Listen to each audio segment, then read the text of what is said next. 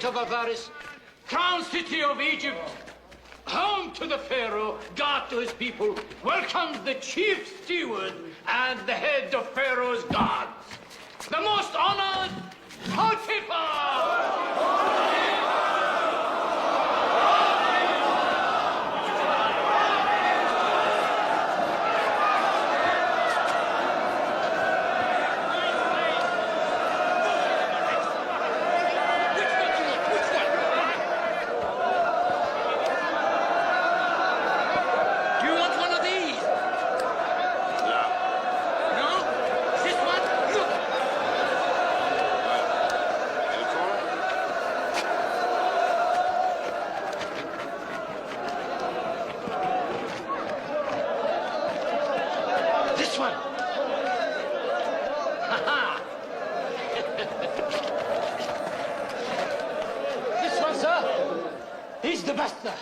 He's a fine slave, sir. Look at that fine head. Look at those shoulders, back, those arms. He is perfect. Ah, teeth. Young. He's healthy enough, but probably never done a hard day's labor in his life. Ah, but he can be trained, master. He's submissive, he's obedient. You do anything without a whimper. And he knows his place. Never opens his mouth except to pray. Is that true, boy? Answer the master. And to whom are these prayers addressed? Which gods? Only one, my lord. Only one god. Must be very poor indeed.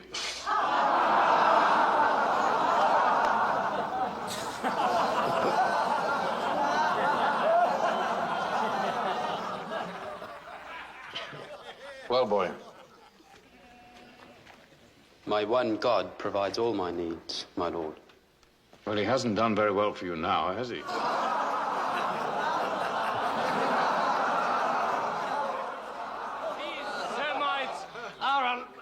Superstitious lot, my lord. He's what? Semites. Semites. Semites. But when they are not praying, they work very hard. Hard workers, are they? Yes. I don't know. What do you think, Overseer? I can knock the piety out of him, Master. I know that.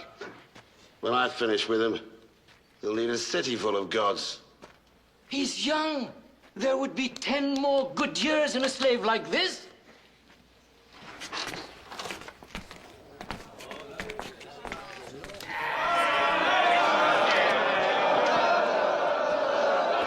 Steward, we could have made a fortune. You destroyed the deal. Oh, my lord! Come and have a closer look, my lord.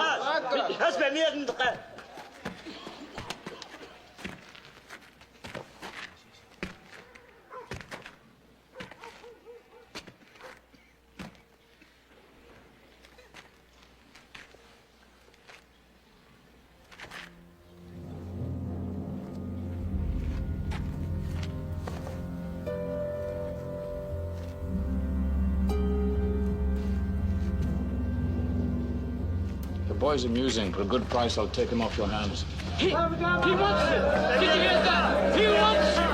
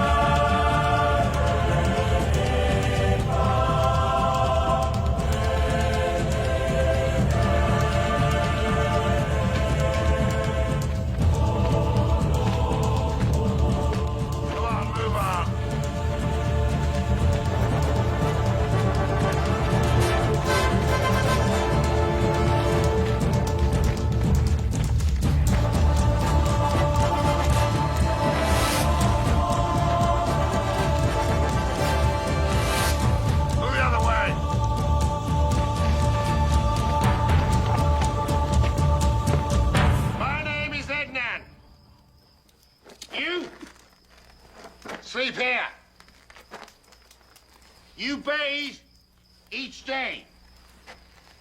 The mistress likes her slaves clean and silent.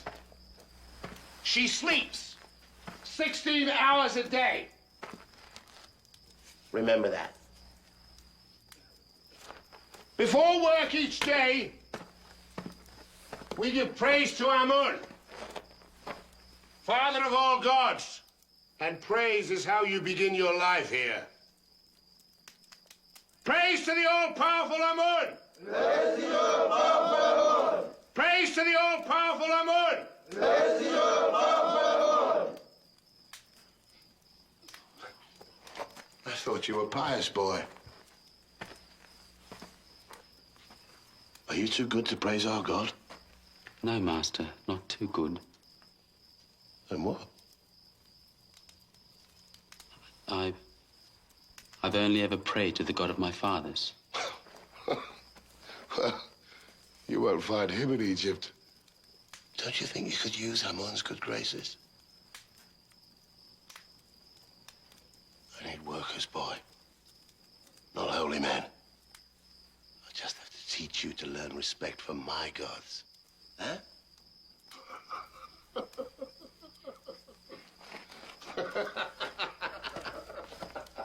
Now sleep! All of you!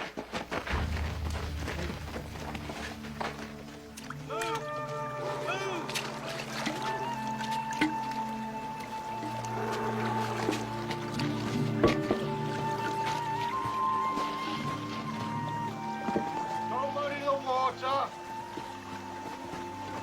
Down with thee. More of you, stack them in the shade.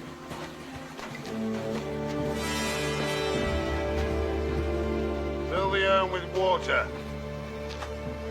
Run, holy boy, run!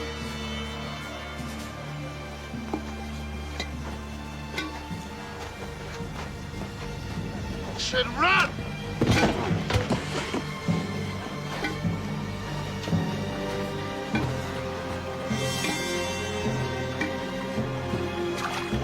Come on, boy!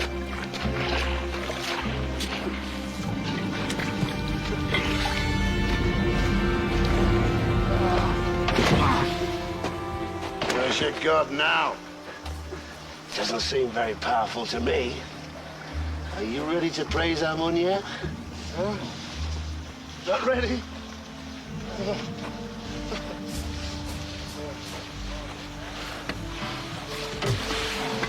You spilled the water! Refill the urn. Now.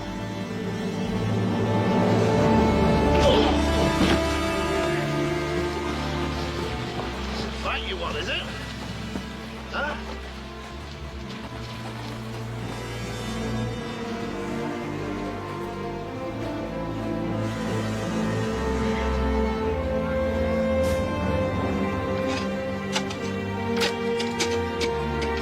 Come on, put your backs into it.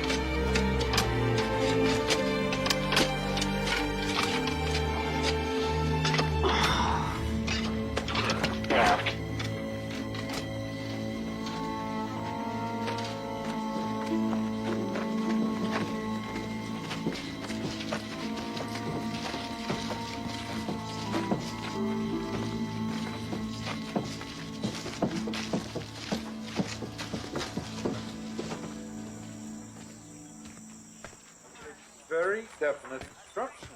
Well, I All thought... of this area should have been cleared. Look at this. Here. What are you doing, fool? I said put the bricks against that wall, not this one. Quiet, man. It is a slave who is right. They do go here. The soil over there is too porous. Shrine would sink in a month. We'd both lose our heads. Keep to the plans, Edmund. Follow the dimensions exactly as I've written. It's simple enough.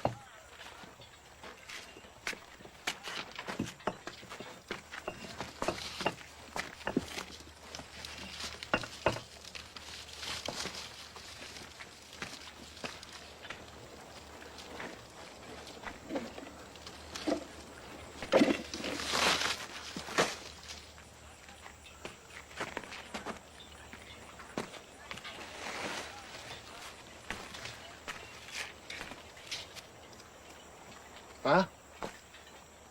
It's no good to me. I can't read, idiot. I can. Slave who can read.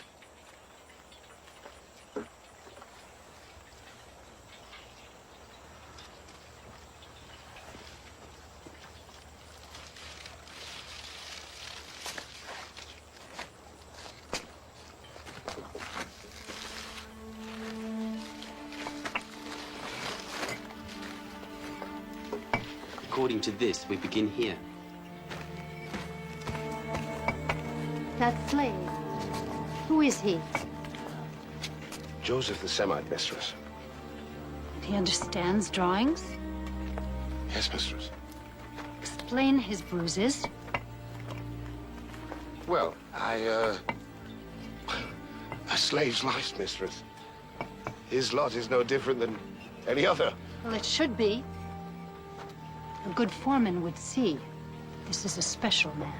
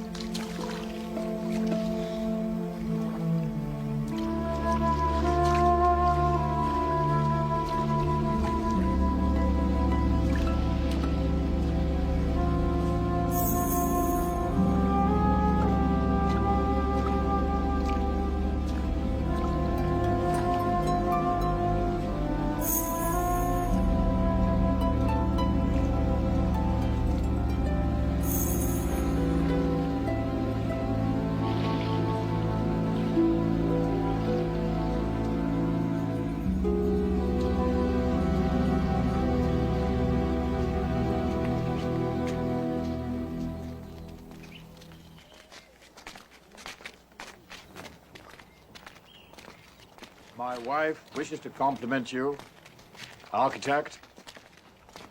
The garden is an absolute marvel. It's quite lovely. Thank you, mistress. I wish only to serve. You've served well. I owe you a special gift. Name a prize. If it's not too forward, I should like to buy one of your slaves. The one who can understand drawings, the Semite. Potiphar, I thought you said you favored him. I did. Yes, and the good architect is correct. We underuse a slave of his skills. His manner is gentle, quality lost on ordinary labor. Bring the Semite slave. Semite! Here! Tell me I did well the day I purchased you. I am grateful, Master, that God chose to be gracious to us both. What? Surely you remember, Master. He speaks incessantly of his God. I'd be careful if I were you. You worship as you like in Canaan, but in Egypt, only Pharaoh, son of Ra, is God. Is this insolence, boy? No, Master. Good. I serve you with humility and honest labor, but I cannot deny my God. A slave who insists on his own ways. What do you make of that, wife? We have enough fools who pander to us. If the estate is to grow, an honest slave who can read drawings in cipher would be a valuable addition. Especially if we taught him our own writing. You see? The respect Pharaoh's chief steward commands at his own home. Slaves instruct him on religion. His wife tells him how to run his household. His wife keeps her wits about and draws attention to what she sees as good. And you see the slave as good? They say whatever he touches flourishes. This is true. It is, my lord. Do you have a name? I am Joseph, Master. Joseph, son of Jacob. Joseph, son of Jacob. Do you think you could bring some order to my household if I brought you out of the fields? To be out of the fields, Master, I can do anything. Then out of the fields you shall be. We'll see just how matters flourish under your hands. Or the hand of your God. You'll have to name another prize.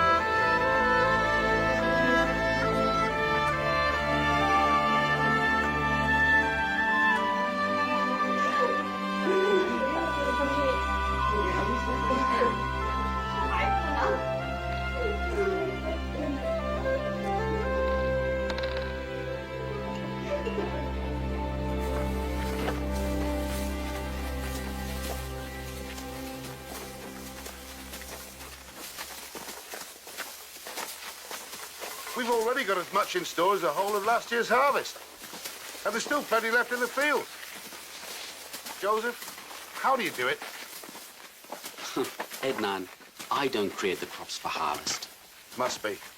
I know Potiphar thinks you do. Why else would he dress you in robes as fine as these? Clothes mean nothing. I'm still a slave.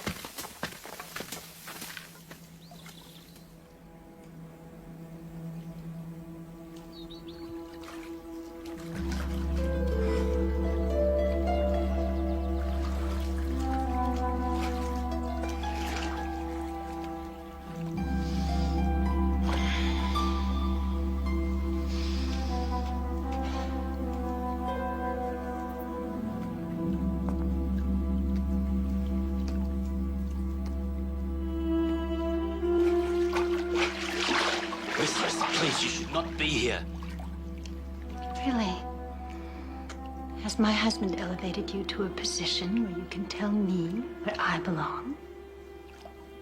No, mistress, of course not. Then be still.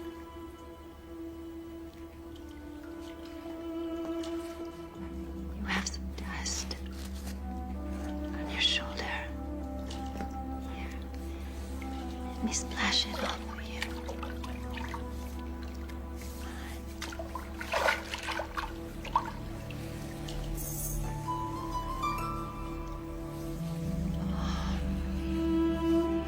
You work hard. And you have the muscles to prove it. I'm told the barley harvest is even bigger than last season's. Yes, mistress. Joseph the Golden. My husband is convinced that your God is behind all of his success. You are the key to everything he's ever hoped for. My God provides for me. Would he grant my wishes if I were your friend? Please, mistress. I am only flesh and blood, and you press the limits of my strength. You dare restrain me? If my master knew why, he would understand. Really? It's my fault he lured me here to take advantage of me. He knows me better than that. It's my word against that of a slave. Huh?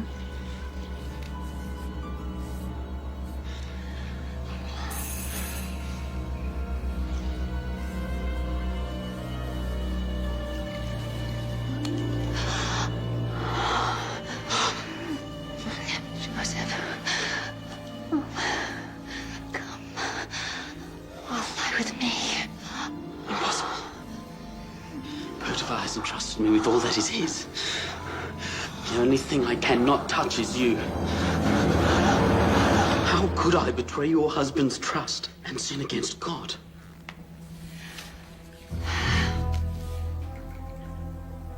Time will come.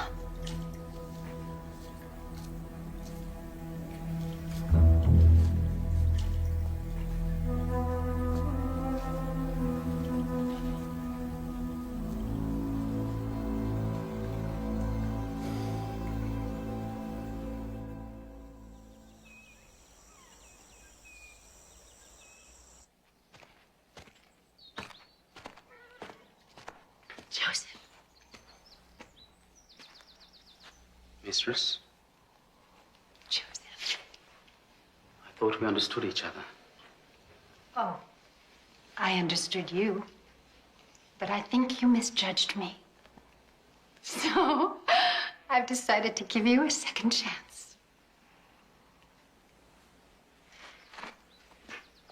Stop!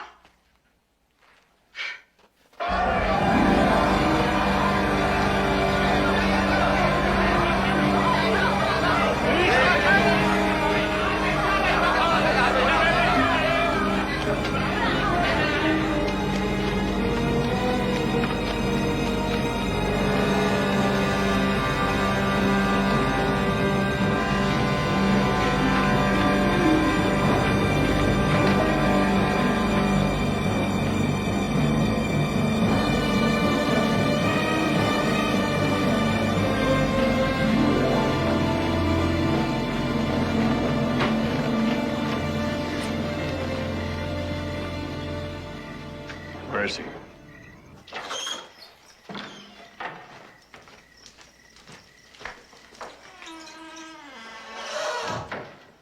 What my wife's maidservant ran to tell me, is it true? Would you have me call your own wife a liar, Master?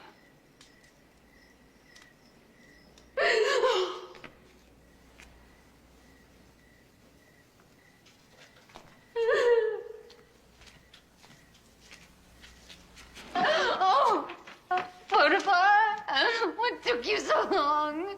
Didn't my maid tell you of the pain I'm in? Yes, of course she did. Of course, my lord, but the Pharaoh has first call on his chief steward's time as well, you know. Anyway, I'm here now.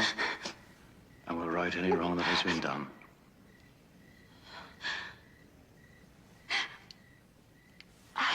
I was alone. And he came here. Came to my chamber. On what excuse? That's exactly what I said. He just laughed at me. He said he needed no excuse, that he was your chief steward, and that I had to do what he said or it would be the worse for me. He grabbed my arms, forced himself upon me. I screamed and I pushed him away, and I scratched wildly at him. You scratched him? Yes, with the power of the goddess Bastet with me, I drove him out! I see.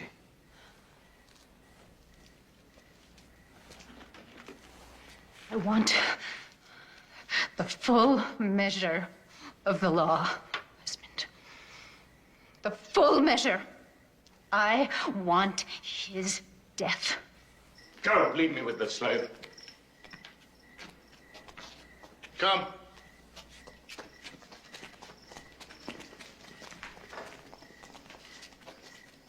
I thought I could trust you. But you can, Master.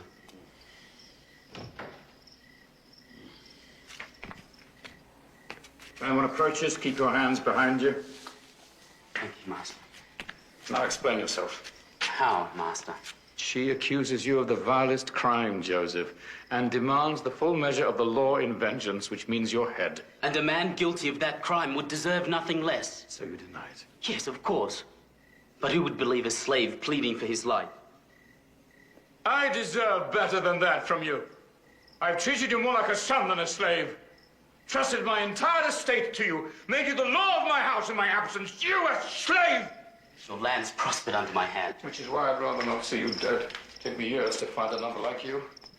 Is there nothing you can say in your defense? Only if you allow me to speak openly. As though I were a free man.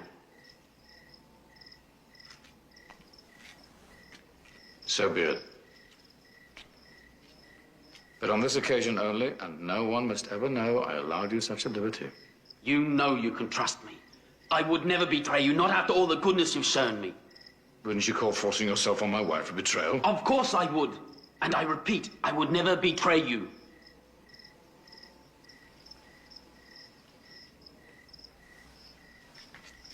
You're saying my wife's a liar.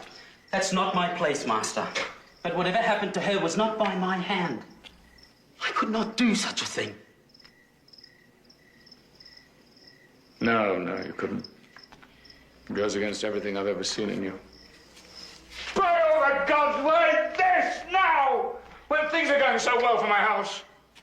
Give me a reason to believe you.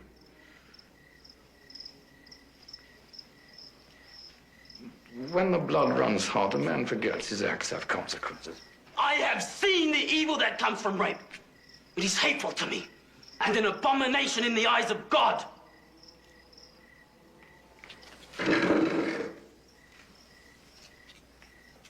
Tell me more. Tell me more. Give me a way of proving this isn't the way of a man like you. These are old memories, Master. Thoughts of a better time before my slavery. And thoughts of a great pain. If you value your life, Joseph, you'll share them with me.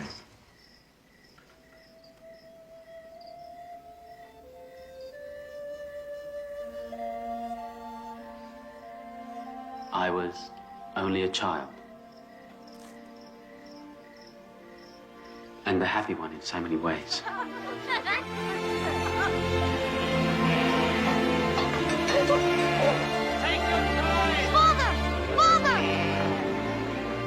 During a long and hard journey, the Lord, our God, watched over us and brought us to a fertile plain near the Hivite town of Shechem. Joseph, gather the others. Here, my father Jacob said we should raise our tents. Quick! Father says you must come. There were my 10 brothers, Reuben, Simeon, Levi, and Judah. Dan, Naphtali, Gad, and Asher. Issachar, Zebulun. It's time! It's time! It's time! And there were his wives, Leah, who bore my father's first sons, Rachel, my mother, the one my father loved most, and the handmaids, Zilpah and Bilhah, and my sister Dinah.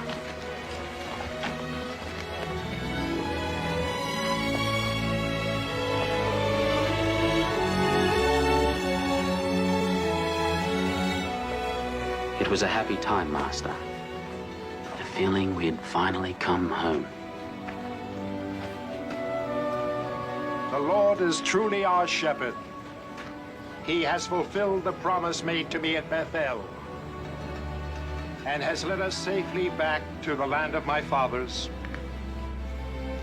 The Lord is my God, the God of Israel. El Elohei v'Yisrael. El Elohei v'Yisrael. El Elohei v'Yisrael.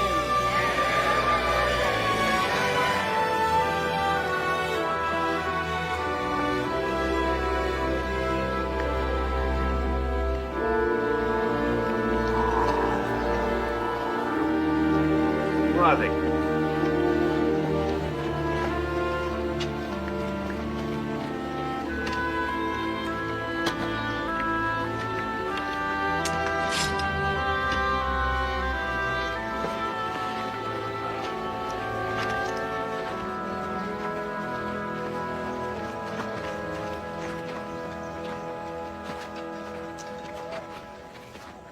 I am Hamor, king of Shechem, which lies behind those walls. This is Bera, my counsel, and this is my son, also named Shechem. So there be no doubt as to what the future holds for our city. I am Jacob, also called Israel, and these are my people. We come in peace in search of a land our God promised will be home for us. I see. And which god is that? We have only one. Just one? You must be a people very short on feasts. Our Lord provides. Indeed he does. Indeed he does. It was to him you dedicated the sacrifice? But where's the idol? I'd like to see a single god who could provide for you as well as this one appears to have done. We keep no graven images. Even so, we know he is always with us. You'll find we're friendly people. And if you also come in peace, we welcome you to camp near our city to find the home your single God promised. We come only in peace. And of course, we intend to pay full measure for the land and the use of the spring. Just name the price. 1/10 of your grain and of your flocks, and 1/3 of the animal's increase for 5 years.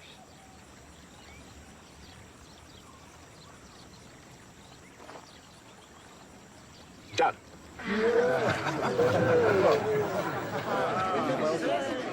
And I thank you for your kindness.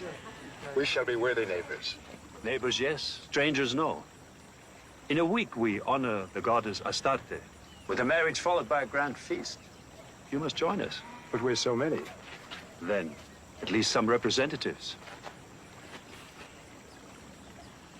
Your sons.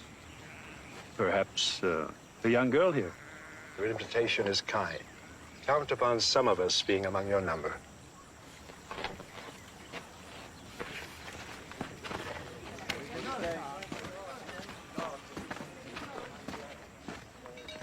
I don't like it. They're fat townspeople. I say we keep our distance, and if they give us trouble... Always a sword, Simeon. Is the hard way the only way you know? It's the surest way. No, the only sure way is the way of the Lord. As he has brought us thus far, he will continue to guide us.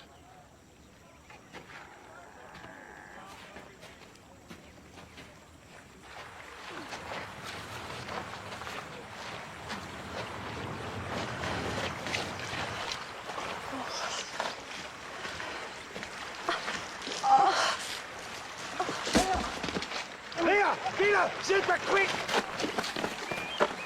It's nothing. Nothing.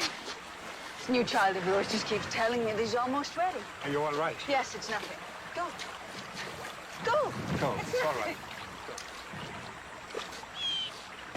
You must take better care of yourself. There's no need for you to be doing this heavy work. No, it's better that I work here with the others. There's enough anger boiling under the surface as it is. Under the surface is where it will stay.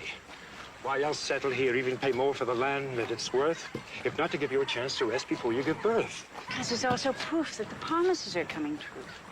We will inherit the land that God promised to Abraham. I know that you accepted his terms so that I could be settled when I have our second child. But Jacob, the others know it too. Rachel, I've made no secret of my love for you. I never have. You're first in my eye and my heart. Second, Jacob, second. Joseph comes first with you.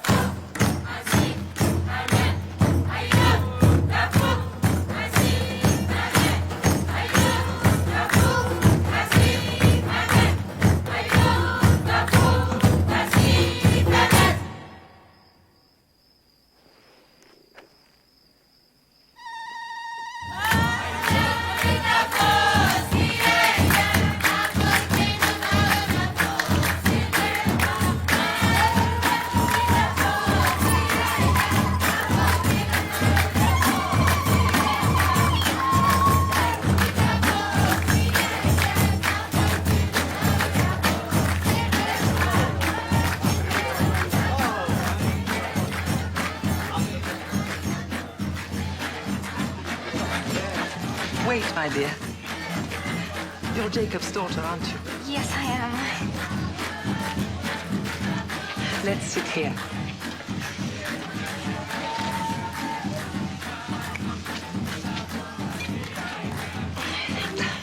Now enjoy yourself. This is a feast.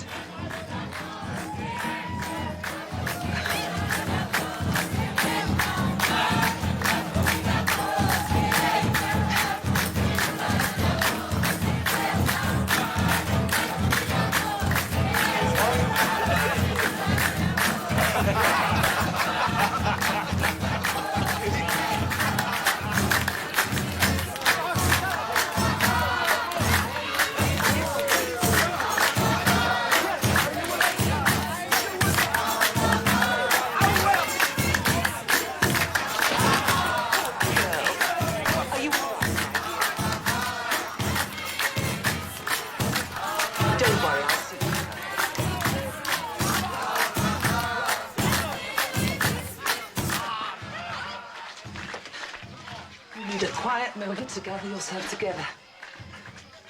You'll be fine. I'll take you to a cool room for a rest.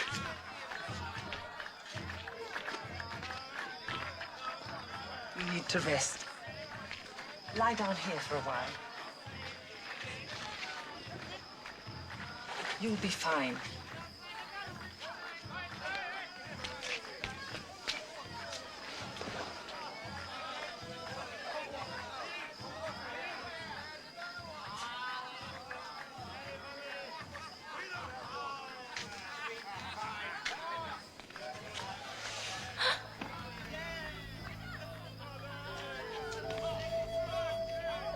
Don't be frightened. It's only me. Yes. I mean, I'm not frightened. You're perfectly safe. Nobody as beautiful as you could ever really be in danger.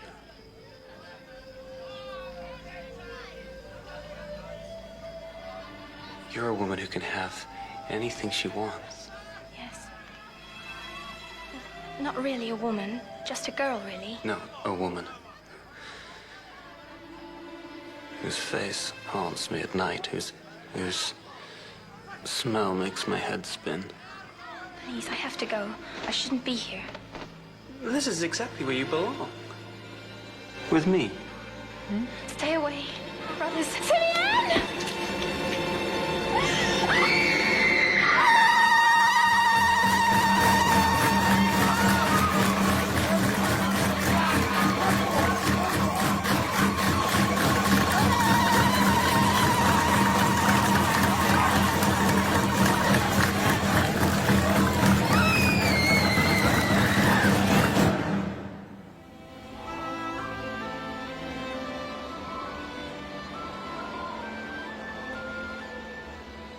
There's no excuse for what my son did to your daughter. To all of you. Other than that he was drunk with love. The crime shameless.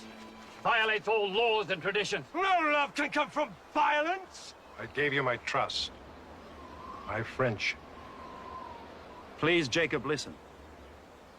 I'm asking for your daughter. I ask for her in marriage to my son.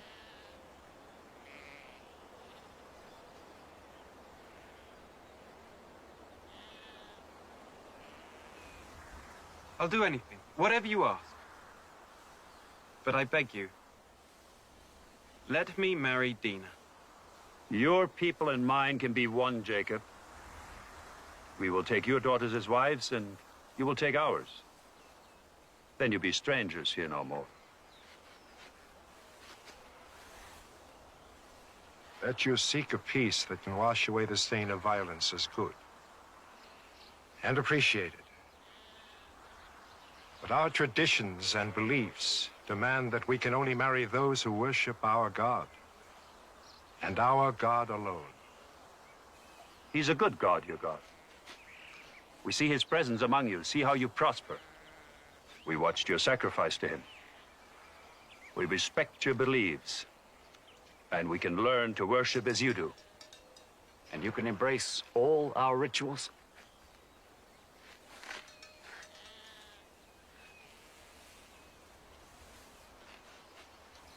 We both have much to think upon. Until tomorrow, perhaps. Until tomorrow, then.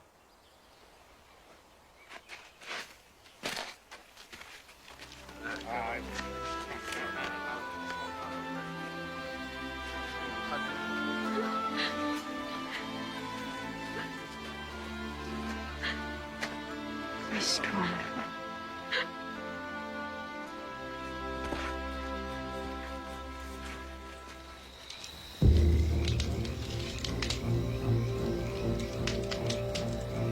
Is it that simple? They take our sister for a whore. And the reward is we embrace them, make them family, masters of our women's dowries. Not if I have a say in it. But you don't. None of us do. This decision is for our father alone. I've heard enough. You're like the women clucking away. Good night, brother. He's right. It is Father's decision. Yes. But what happens after that is something else altogether. Go on. Accepting our ritual means all their males must be circumcised. And if they are, they'll be sick. Weak. At our mercy. Get to the pastures. Spread the word. We'll need every man. 3 days is what it takes for the fever and the weakness. By the 4th morning, it'll have passed. Hope with our one chance. Yeah.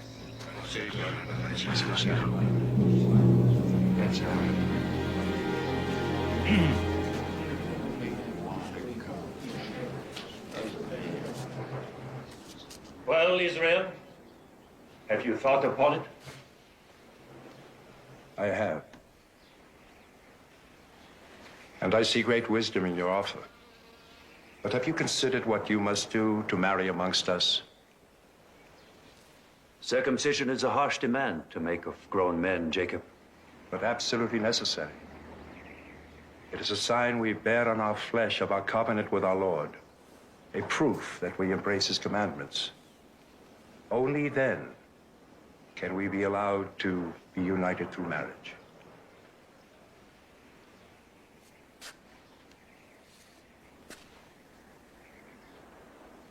So be it.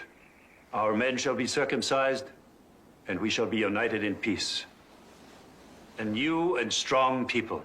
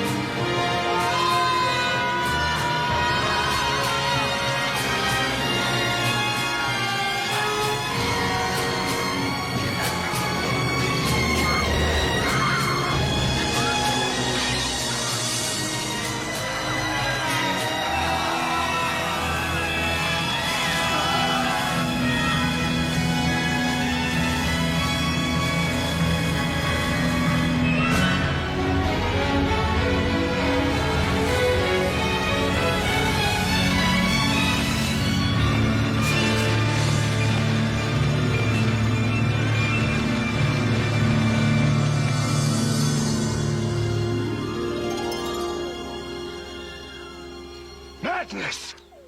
Insanity! How in your hearts could you have done such a thing?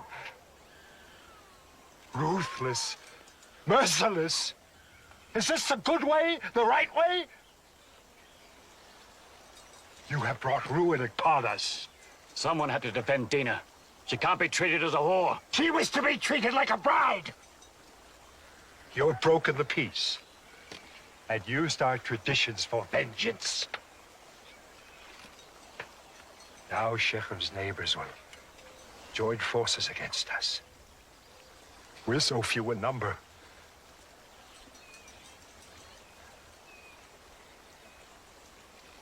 Gather our things. We must leave this place. We must leave this place! Gather our things!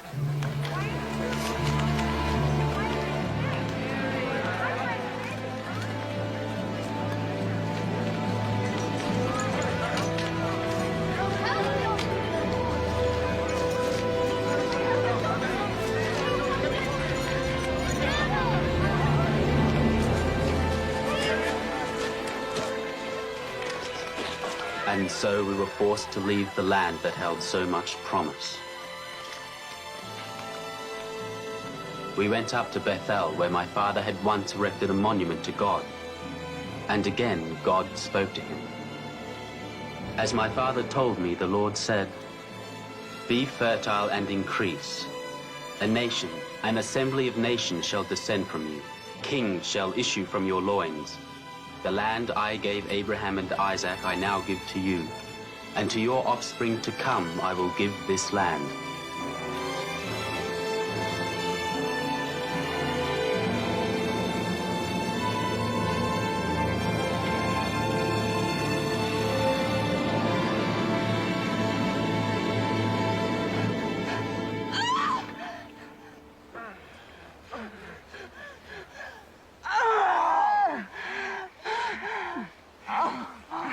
Push!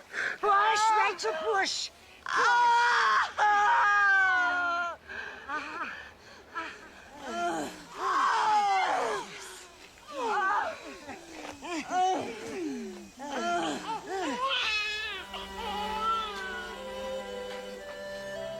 You have another son.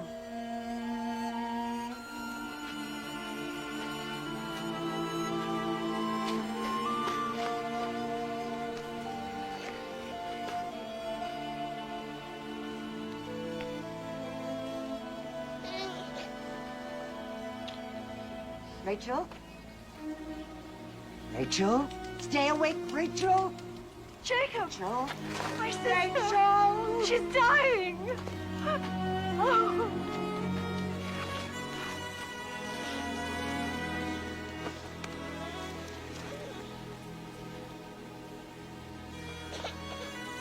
Cohen. Ben-Oni. Child of pain. No, not Benoni. Benjamin. Child of happiness.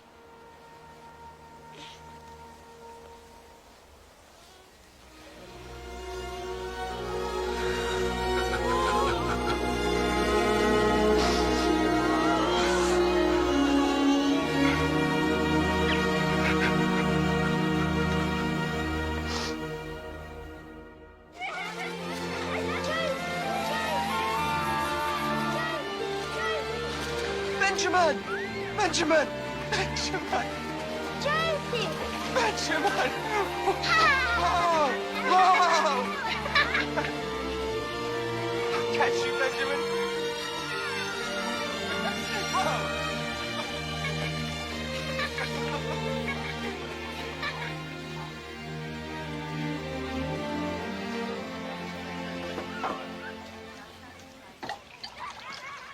Bila. Bila, spend a moment with me. I have work, Reuben. But I have things to tell you. Important things. Perhaps tomorrow. You know this is my last night. When Jacob returns, I must go out with the herds. No. So, this is my last chance to speak to you privately. That's impossible, Reuben. I belong to your father. For now, Bila. But I am the eldest. And all the concubines that belong to him now will belong to me sooner or later.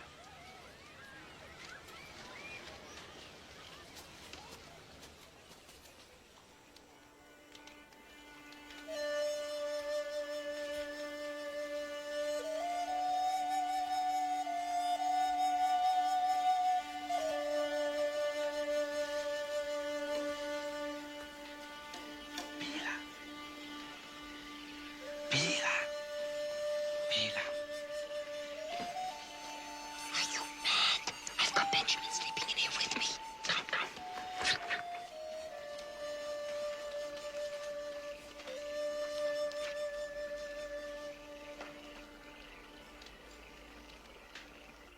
I thought you should know.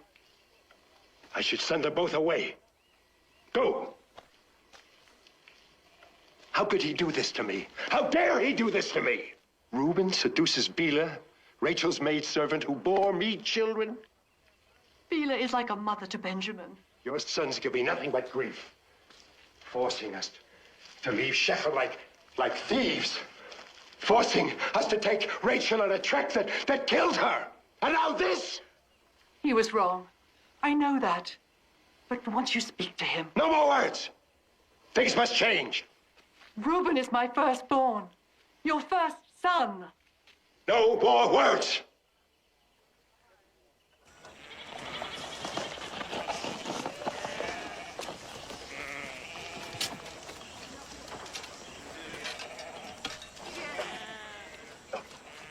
One phase of the moon, then you return to help with the harvest.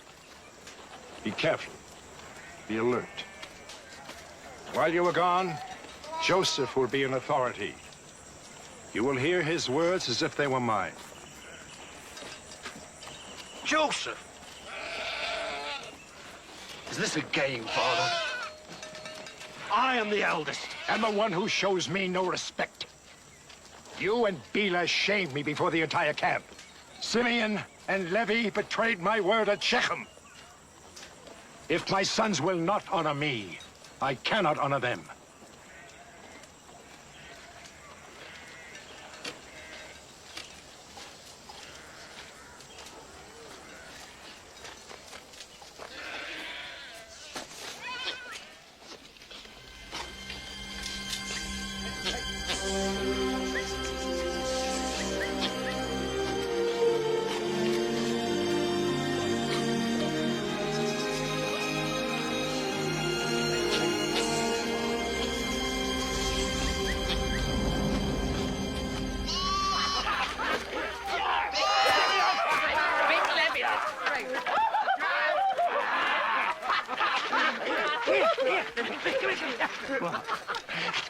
See what Joseph does. Make him eat it.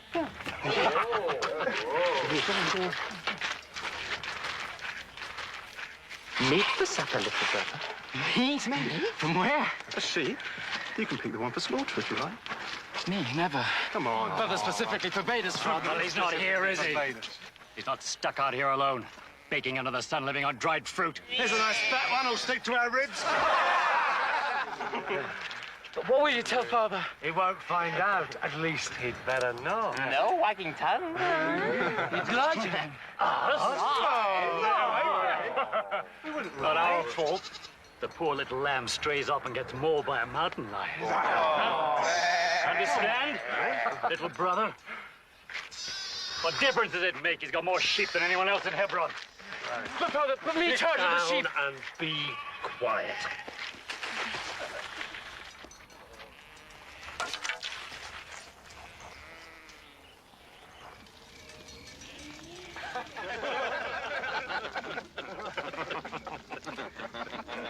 Come on, Joseph.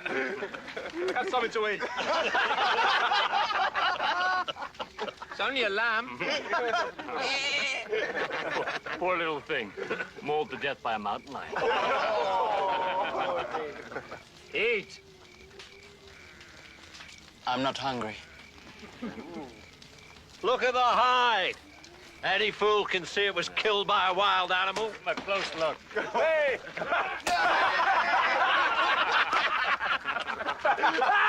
Any fool! Right? Brother? Do you take me for a fool? I've been a shepherd my entire life. I know the problems shepherds face. And I also know their tricks. Father, we... Silence! Now take it away! Get it out of my sight!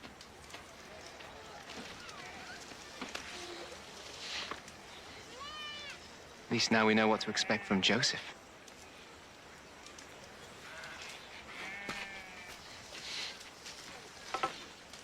Betrayal. He's a spy.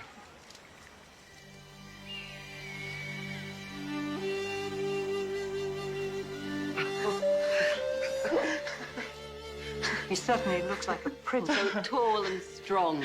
Oh, Jacob, it's beautifully made. Only his mother could see him now. It's wonderful. Surely I don't deserve it. None of his brothers have anything this fine. None of them deserve it. He does. He has proven his loyalty and responsibility. He has earned the coat, just as he's earned the succession. Now, leave me alone with him. Go, all of you. Go.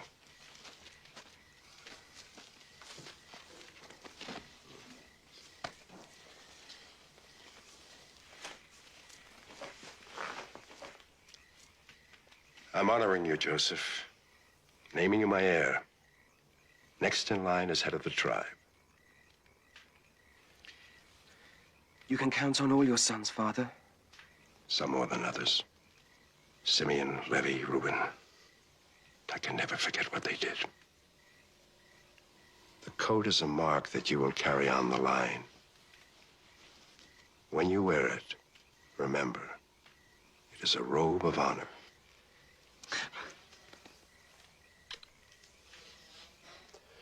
Now, get some sleep. We have a lot of work to do. The harvest starts tomorrow.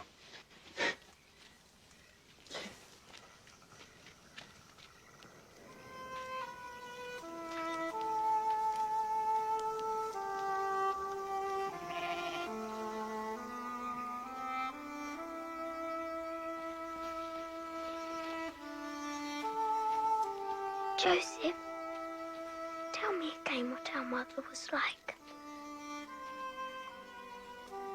She was gentle, kind, loving, and very beautiful. More beautiful than Leah, Zilpah, and Bilhah.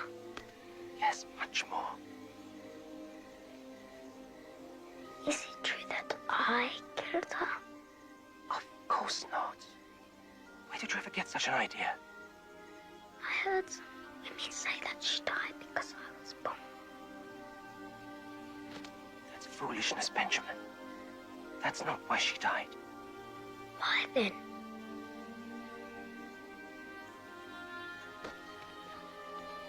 I don't know why, Benjamin.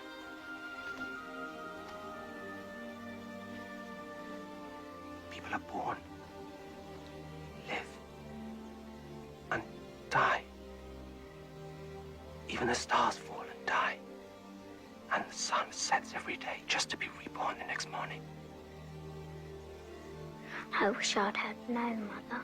I'd never have let her go. It's not that simple, little brother. Hush now. Go to sleep. Are you going to sleep in your new coat?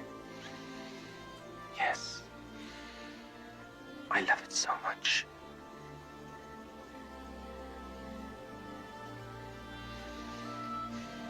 I must sleep now. Tomorrow's harvest. Hard work.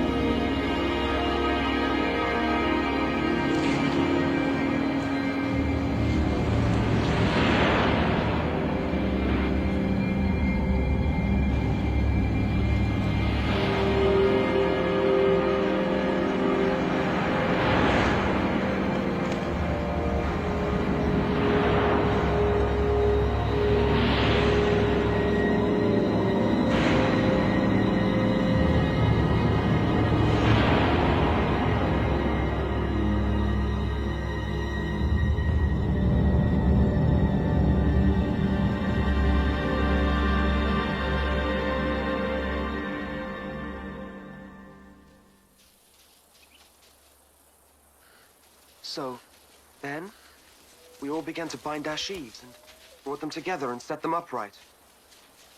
And as soon as they were on end... But don't stop now. What happened? Then, your sheaves all prostrated themselves. They bowed down before mine. That's it. Taking all I can. Boy's gone crazy because of Father's promises to him. He already thinks he's our master. I also had a dream. In mine there were 12 piles of manure. The smallest one walked and talked and told tales. No, be serious. I've had enough of him. It's time we had this out. Tonight, after the day's work.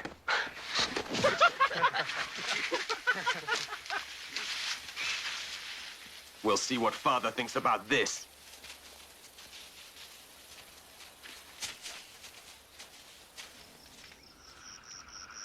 So we all began to bind our sheaves and brought them together and set them upright. And as soon as they were on end, their sheaves bowed down before mine. Do you hear that, Father? He dreams of being our master. This has to be stopped. Now, that, Simeon, is as foolish a thing as I've ever heard. Should I order the boy to stop dreaming? Dreams have meanings. And when God intends for us to understand them, he'll make it all clear. Until such time, all we can do is listen. Joseph, you spoke of another dream. Yes, Father. Tell us. I'd better not, I think. If God gave you a dream, you must share it with us.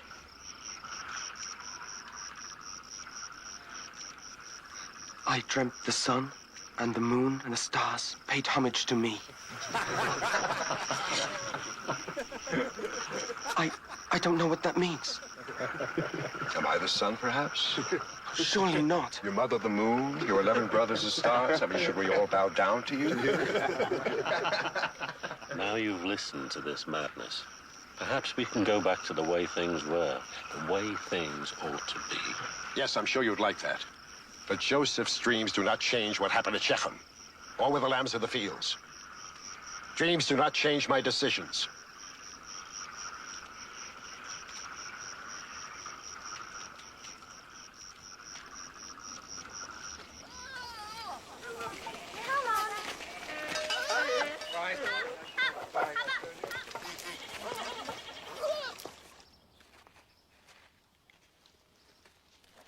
I'm sending you to see how the flocks are doing, not to a feast.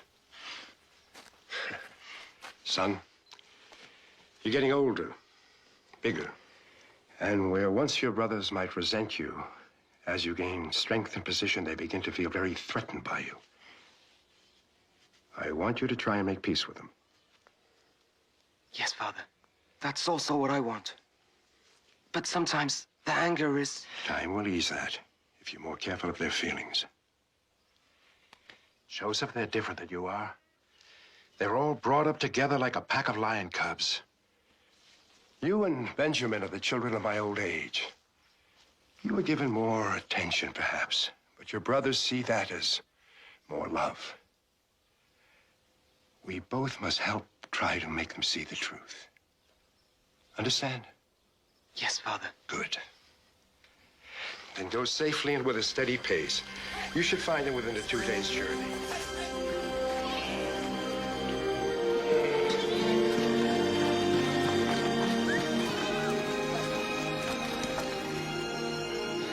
Each night grows colder than the one before. We have another cycle of the moon before we can return. I'm in no hurry. Only thing waiting for us at Hebron is our new master in his wonderful coat. Come, little sheaves. Bow down before the great man Joseph. Come on, bow! Mercy! Mercy, master, please! Have mercy upon us! A wild animal tore a little lamb to pieces! Please, please! Oh, we are innocent, oh great Joseph. Please have mercy upon us. No, my brothers. I'm in no hurry to see him again. It's peaceful here. Unless he comes looking for us. I think we should move west. What makes you think the pastures will be any better somewhere else? We'll move west tomorrow, to the region near Dothan. The grass will be fuller, though. Listen to him give orders and predict what we'll find. Must have been a dream. Runs in the family. The only thing I dream about is women. But I do know that if we move on, no one will know where we are. And no one will be able to spy on us. I agree. That anyone who wants to find us have to dream where we are.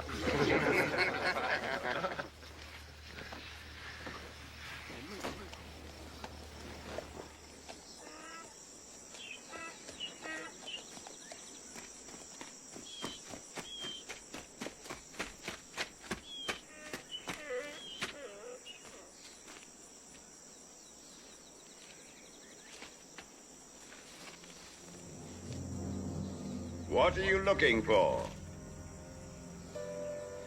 I'm looking for my brothers. They're pasturing the flock somewhere near here. They moved on. I heard them say they were going to Dothan. Thank you.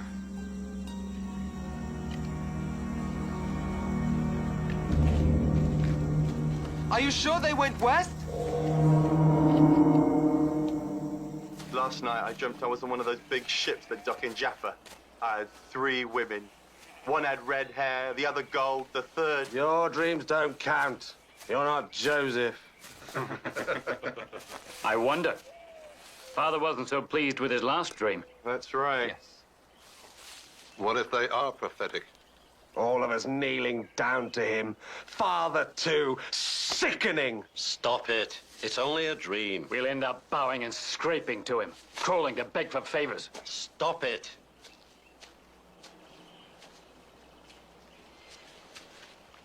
What is it? Here, brothers!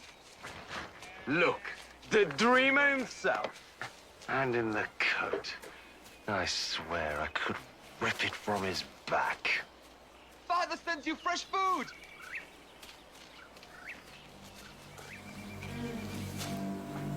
I say we kill him. What? I say we kill him. It's the only way to be done with him once and for all. Hold your tongue. Don't even think it. No. Simeon is right. To kill him? Never. If it's to teach him a lesson, then throw him in a pit. But you don't spill your brother's blood. Why not? It could happen. A long journey by himself.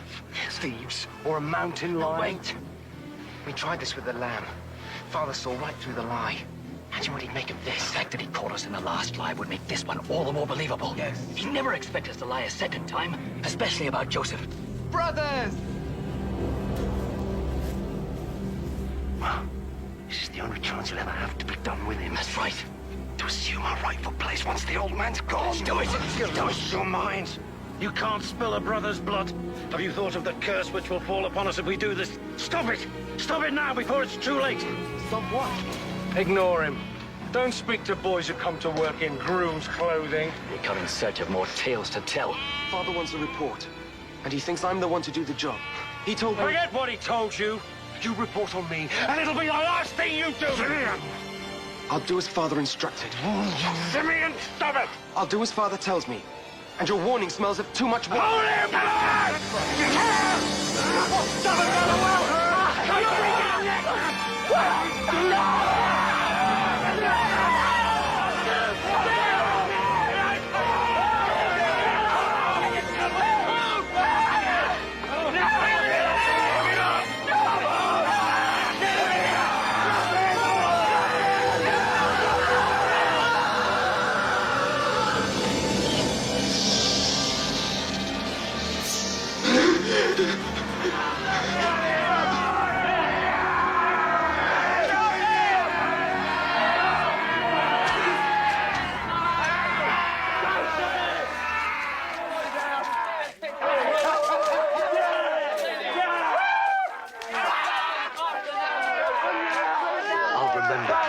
I'll remember that when the time came to act for ourselves, you weren't there. No, I wasn't. Perhaps I'm just not as big and brave as you are. Brother. You're letting him go? And what if he tells our father? He won't do anything. Not Reuben. He stands the most to gain from all this. With Joseph gone, who else will our father put in line to replace him? He'll be back.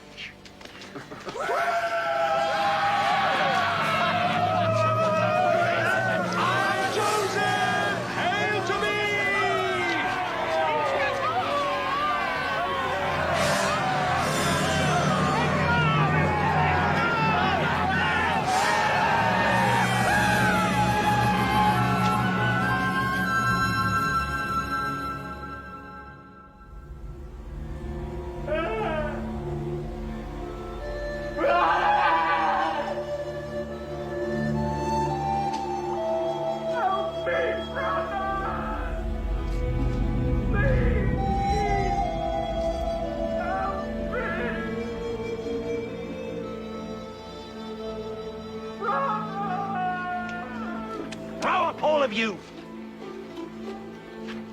sitting and moping like women.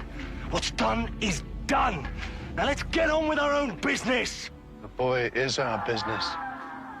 Was, brother, was. There's no turning back now. And if we pulled him out? From the well where you helped me throw him and have him tell Father what we did?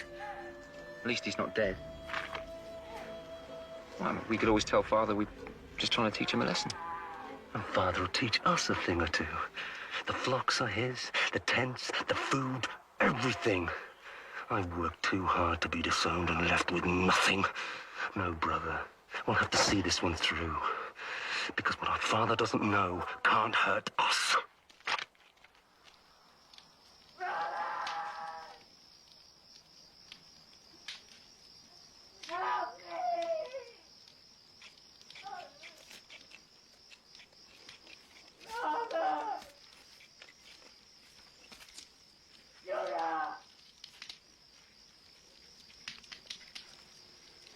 There's not much grazing left in these fields. Simeon, I think it best if you and Levi take part of the flock to fresh pastures near Shechem. So you can fish out the boy and throw the blame on us? Never.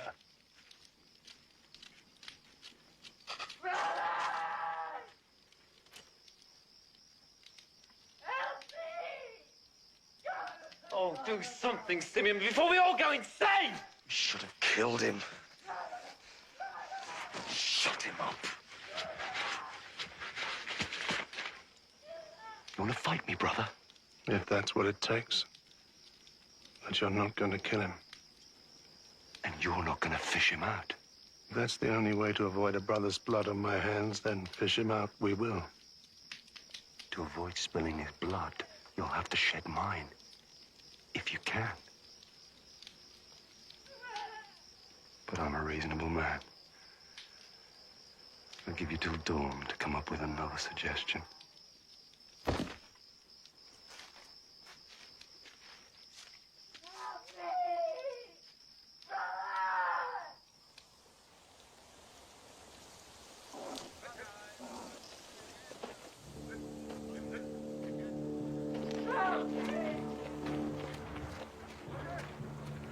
Ishmaelite traders.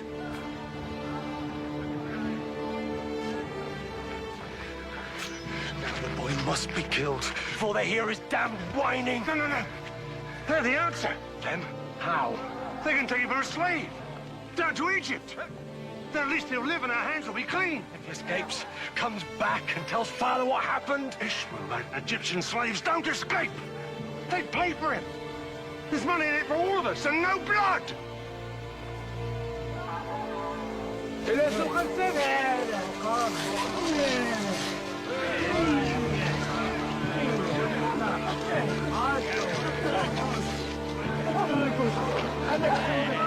20 shekels and a tapismo. In silver? Of course. Done.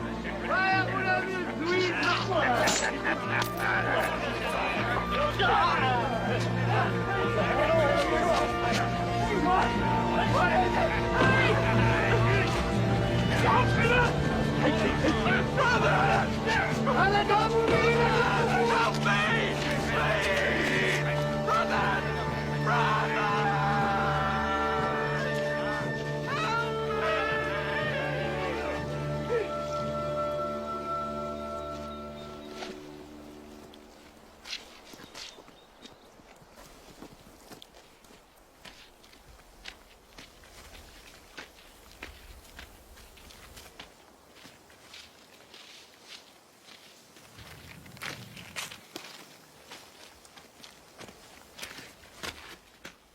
Come to save him. I won't have his blood on my hands. It's too late for that.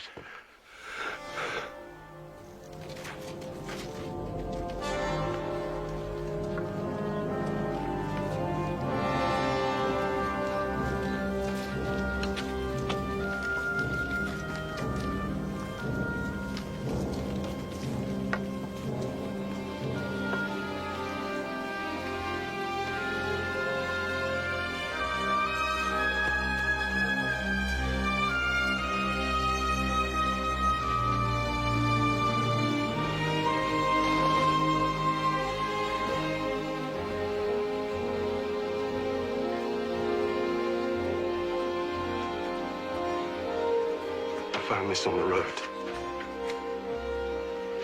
It must have gotten lost. A wild animal. Oh. No! No!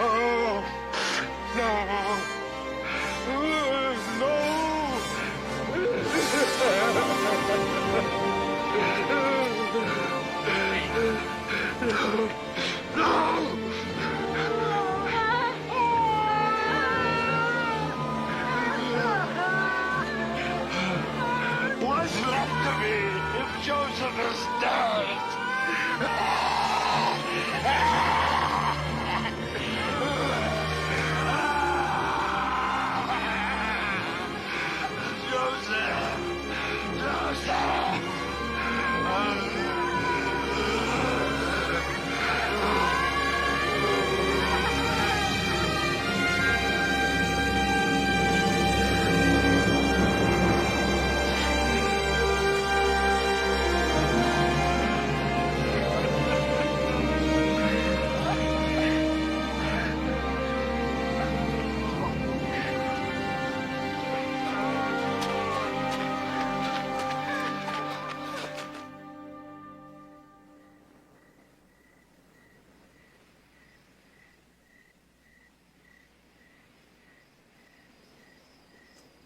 Here then, Master, is my version of events. And may the Lord my God stand by me as I speak only truth, and desert me if I lie.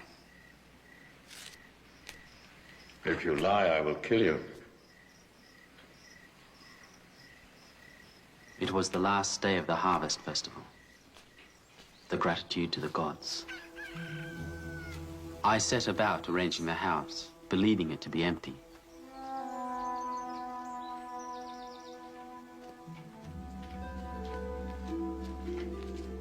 Joseph. Mistress? Joseph. I thought we understood each other. Oh, I understood you.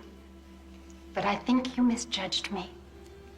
So, I've decided to give you a second chance. Stop! Joseph.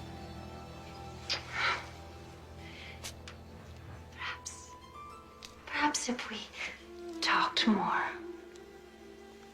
became close, perhaps you might see me differently. You might see how melancholy I am. My husband is so busy all the time. Loneliness is a terrible thing, Joseph. I know you hurt, but You are not a common man. Where does the mystery come from with you? Where are you from? this house is my home now. Tell me about your father. You once said he was a prince. Does he have many herds of animals? Servants, fields? Yes. So he is a powerful man. Do you think he is happy with his wealth? I don't think my father's wealth brings him much joy. What would? I expected he could see me again. No, your freedom is within my gift. Yes. But I can't. It would have been God. You know you want me. Look how you're shaking. You want me as much as I want you. Come, Joseph. Come fly with me. Release me! Stop! Who do you think you are, you fool? You dare lay a hand on your mistress? Oh, my husband would kill you for this.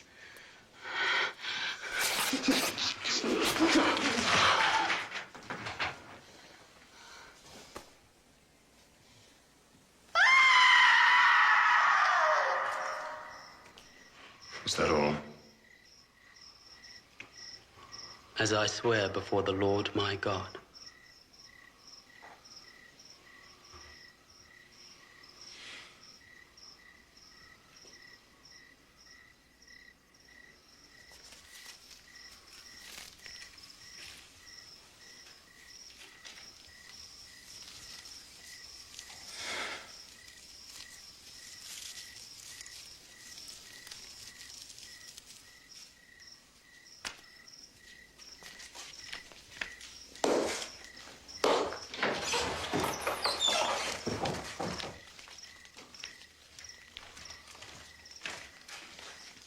Summon the household.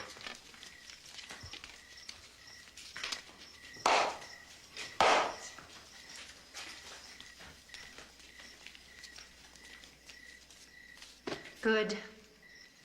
Let them all hear him sentenced to death.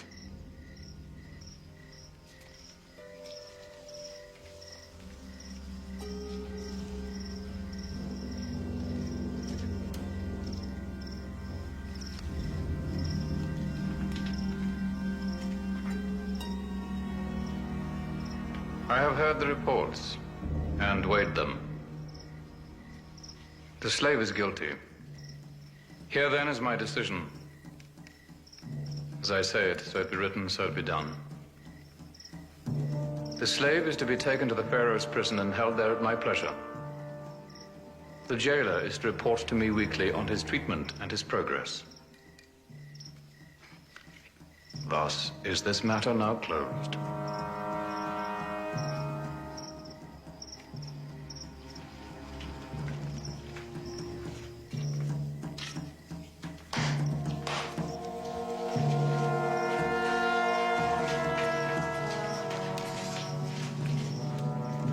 Bring him.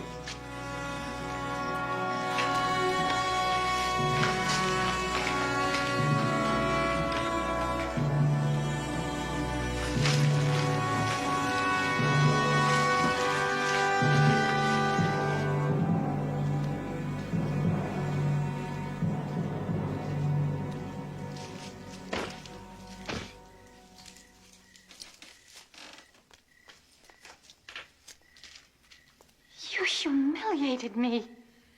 You sent him to prison at your pleasure? What about my honor? What honor? Dare you? I know you, wife. I know you.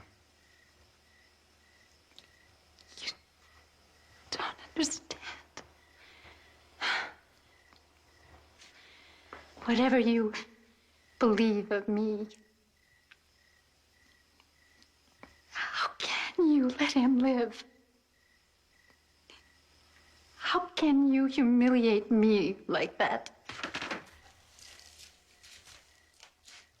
Because one humiliation deserves another.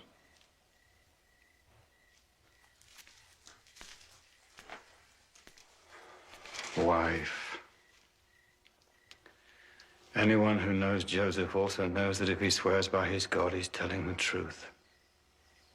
What is more important to you? His God or my good name? truth? The truth. Yes, that's what matters. Well, then, you might as well set him free and complete my shame.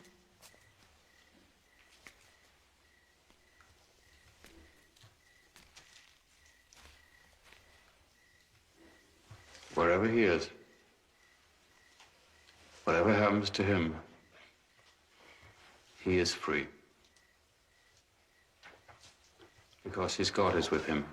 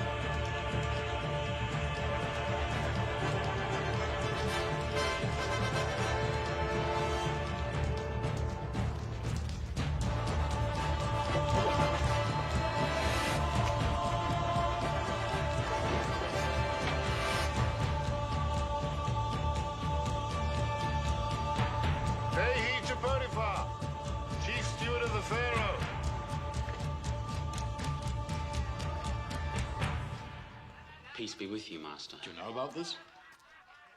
The warder said only to expect 2 new prisoners. The excellence of your work here is becoming common knowledge. They say that prisoners have never eaten better.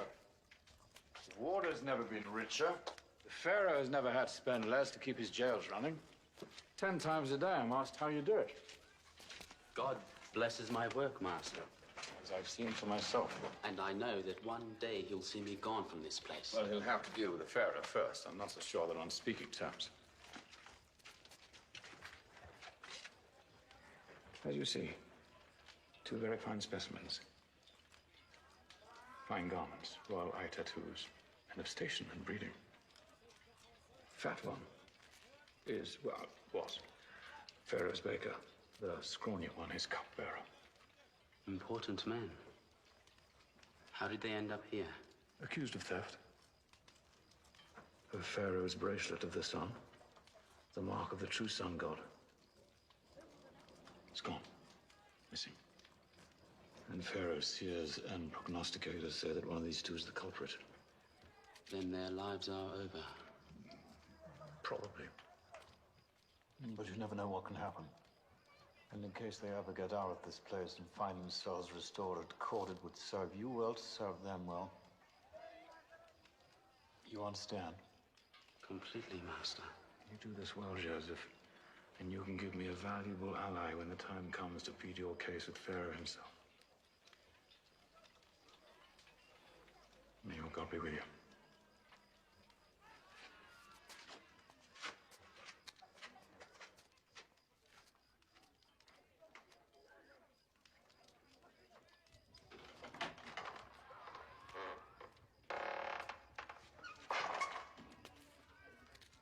I am Joseph, my lords.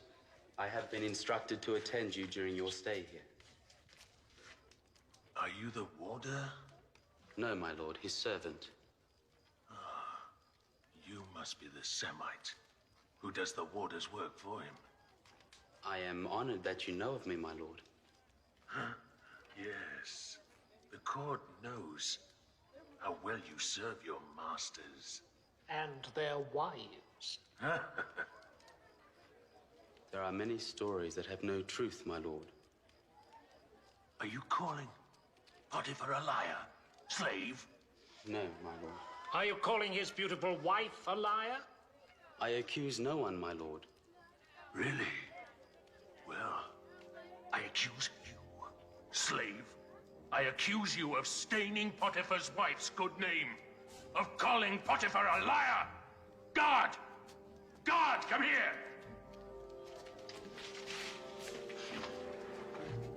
Beat this man with your whip. Careful, my friend. We are in his prison. His prison? He's a slave. Potiphar will thank me for punishing such insolence. Don't look to this slave for permission.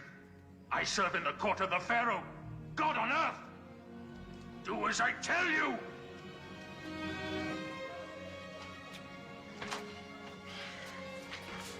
You will not slander the name of Potiphar!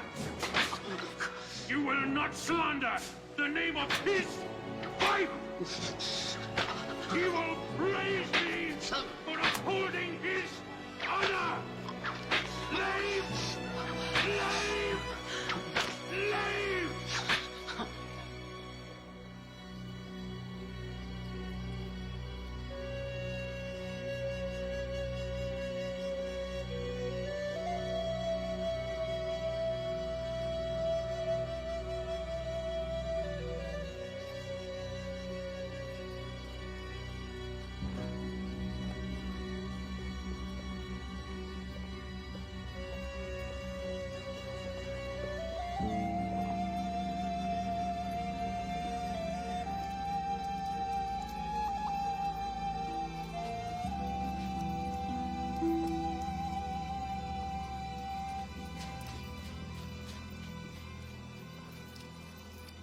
They say this season's market will be bigger than last.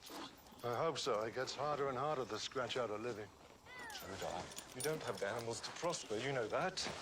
You need good, rotting males, healthy she-goats, ewes. I won't return to my father's camp. I can't live with Jacob's sorrow. He still mourns the loss of Joseph, and the entire settlement is a pool of grief.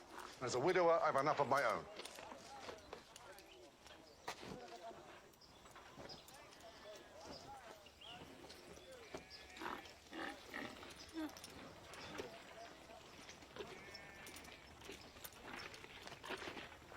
I will give your camel water, master.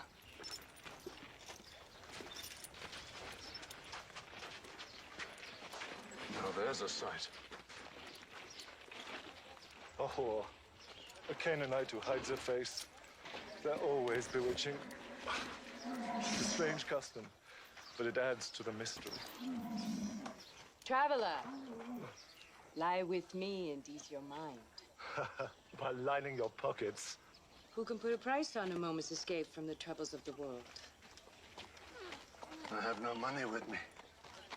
My friend is a recent widower.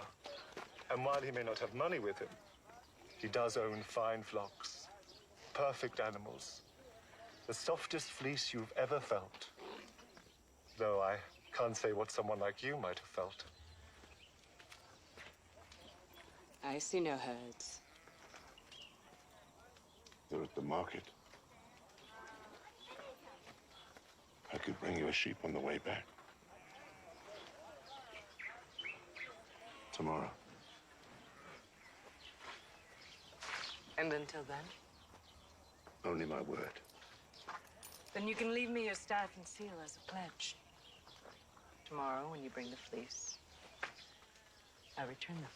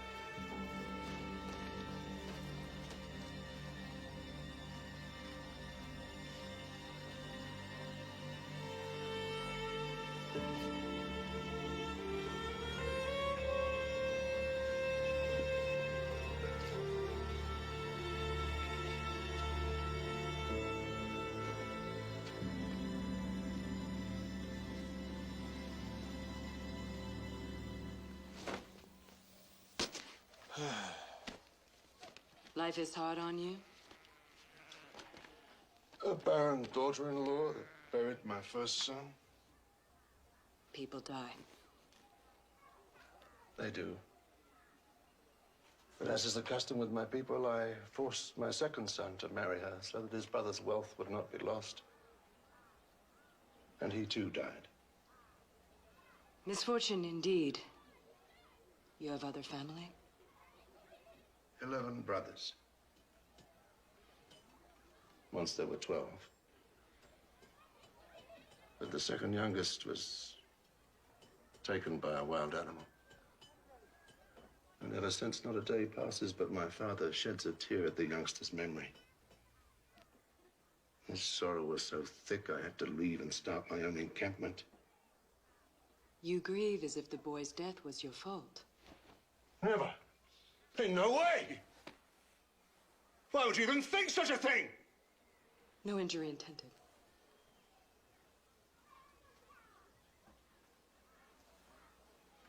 You're a very fine woman. Thank you. Until tomorrow, then. When I bring you your fleece and redeem my staff and seal.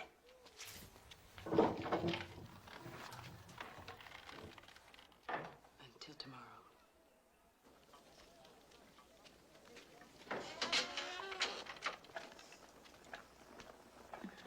Pay homage to Potiphar, chief steward to... Peace be upon you, master. Call the door, Edna. The door. Come. The warder tells me your distinguished guests aren't sleeping very well. It seems their sleep's troubled by dreams.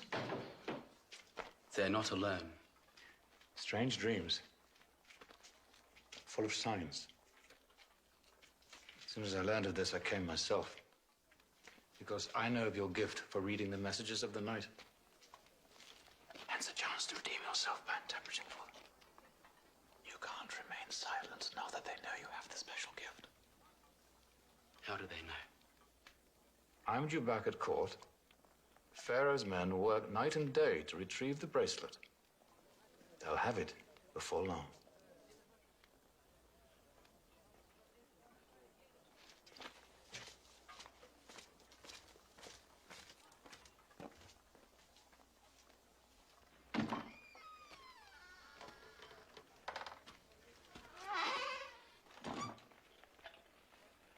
I hear you have the gift of second sight. At times, Master, when God sees fit to grant it. How low have we fallen, listening to the ramblings of a Semite slave? The ability to interpret dreams is a gift from God. Then why don't you see how well he could do for you, Vintner? I intend to. Be seated, Joseph.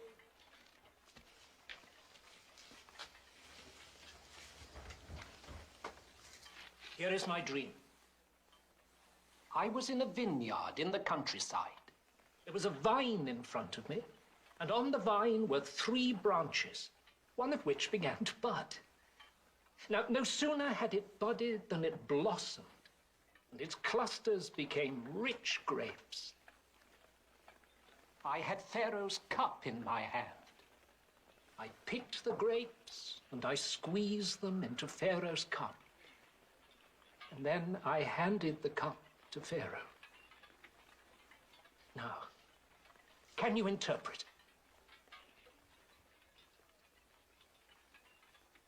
This is what it means. The 3 branches are 3 days. In another 3 days, the Pharaoh will lift up your head and restore you to your position. Then you will hand the Pharaoh his cup as you have always done. Rest easy, your days here are numbered. Can it be true? Now listen to me, slave. I, too, had a dream. There were 3 wicker trays on my head. In the top tray were all kinds of pastries for Pharaoh, such as a baker might make. But birds were eating them off the tray on my head. Give me its meaning. I am sorry. I cannot interpret that dream. You can. I know you can. You're hiding something from me. Tell me what it means. Very well. This is what I believe your dream to me. The 3 trays are also 3 days. In another 3 days, the Pharaoh will lift up your head as well, by hanging you from a gallows. Then the birds will eat the flesh from your bones. No!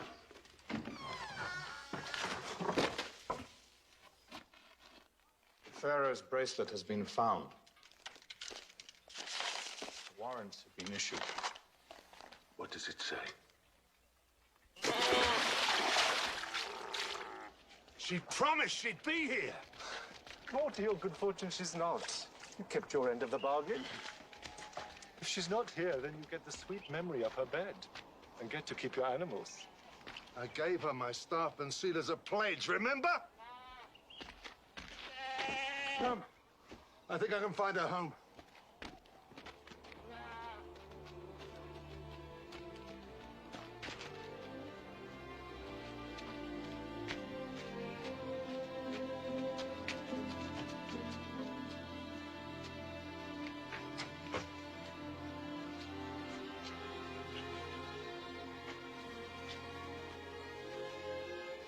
My punishment will never end. Never.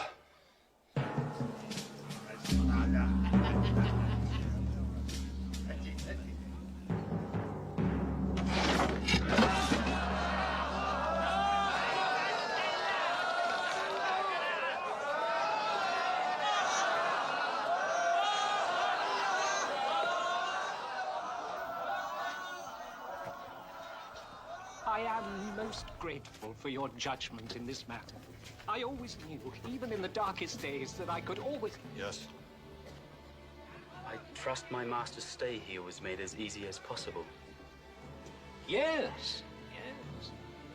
Considering the circumstances.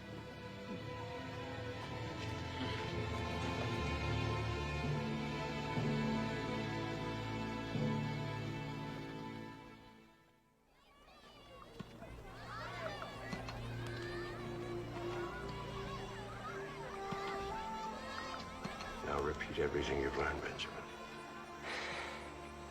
The table of the descendants of Terah, who was 70 when he begat Abraham, Nahor, and Haran. Father, you know I have the lines of our family completely memorized. Shouldn't I be helping my brothers pen the flocks? Their backs are strong enough for the job. For you, this is more important. You have to carry on the line. But I'm the youngest, Father. Reuben, even Judah. I've spent a lifetime showing me they're not up to the task. It would have been Joseph who would have carried on the line, but my other sons. It was a wild animal who took Joseph. You can't go on blaming the others forever. We must take our signs from God. In my heart, I know Rachel was called to give us the next in line. And with Joseph gone, that means you must keep our traditions alive. Maintain Abraham's covenant with our Lord. Blessed be his name. Now, young men, back to the tables. And the sons of Abraham were Isaac and Ishmael. And Isaac begat Esau and Jacob. And Esau, who was called Edom, took wives among the Canaanites. Father! Father! Quickly! It's Judah.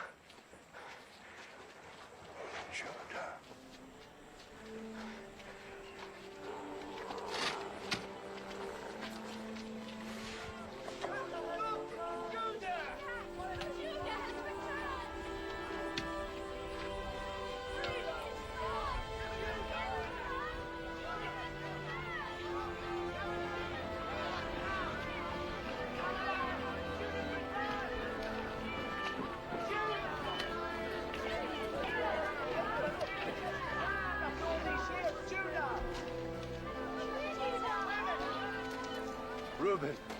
Judah. Simeon.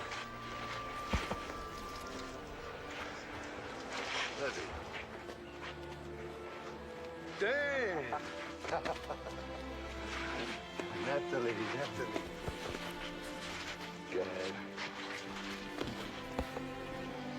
Asher. Issachar. Zebulun. And little Benjamin, they're not so little anymore.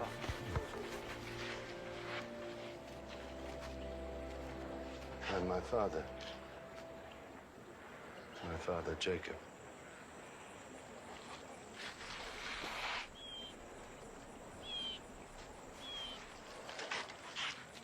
Welcome to our camp. To you and yours. I am surprised to see you. I couldn't stay away from you, Father.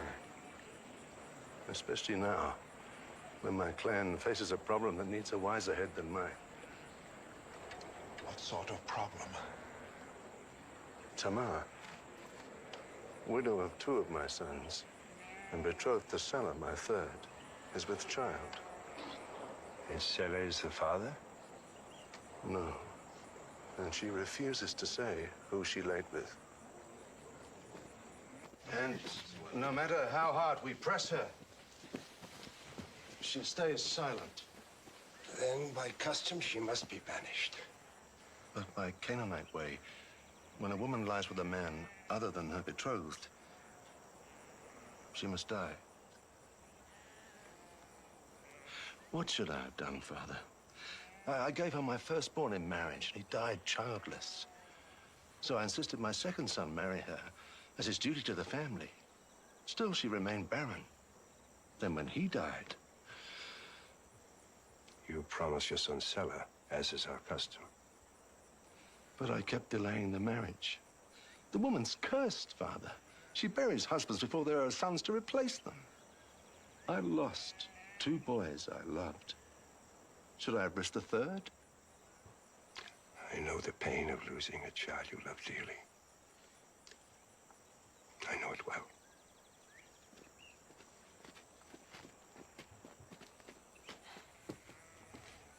Yes. She'll speak of anything you ask, except the father of the child in her stomach. And she's unafraid. This is not our problem, Jacob. That much is true, Judah. You left this camp and established your own line. You must be responsible for yourself and the decisions you made.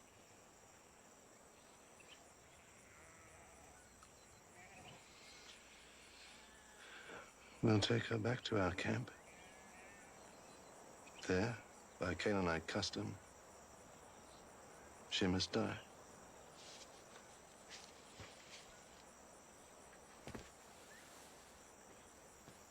We leave at first light.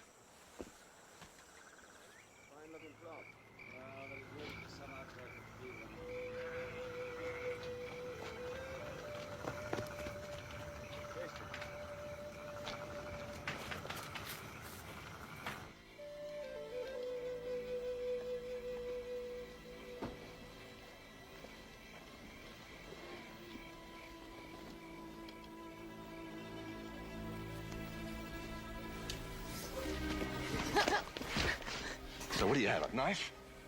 You think that by killing me you can save your own life? You do me a favor, whore. By trying to spill my blood, you justify my own decision to see you executed.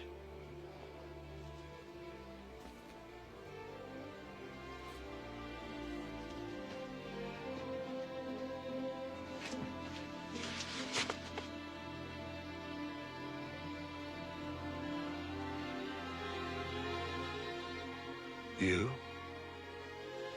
I only did it because I wanted a child. This child that is rightfully mine. A son to continue the name of my husband, heir. Your own son and firstborn. But you didn't sell it to me when it came of age as you should have done. You're a very courageous girl, Tama. But not brave enough to face death. That won't happen. I have enough to answer for. The crime of taking your life for something I have done is more than I can bear. You were right and I was wrong. I should have given you to Sulla. The only sin there is belongs to me. You will live to have your child and raise him as a mother should. Living in your own tent with respect and love.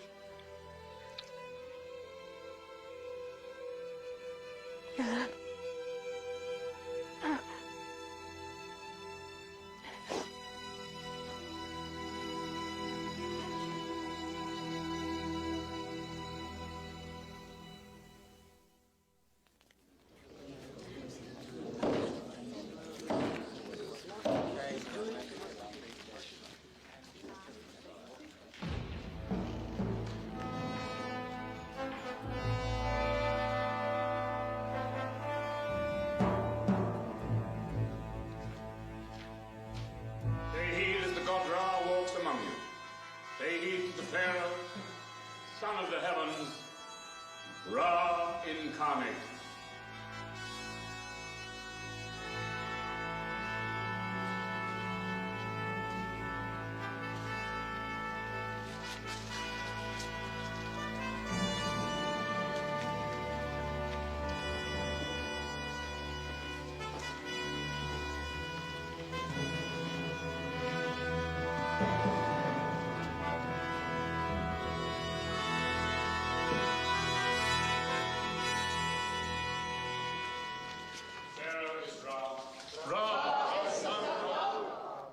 As the god Ra fills the heavens with the sun, so the Pharaoh Ra on earth does the same here below.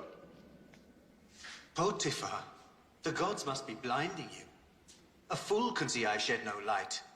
The Pharaoh is not well. Physician, attend the god on earth. It's not my body that ails. If you knew your signs, Vizier, you'd see it's my heart that weighs me down. I'm beginning to wonder if you know your art. If the Pharaoh is in pain, then let him speak of it, and the answer will be his. Dreams. I'm haunted by dreams. I dreamt I was in the great river, communing with my spirit in the heavens. Near me were 7 wonderfully fat and gentle water cows who seemed to float along with me. It was serene, so very serene.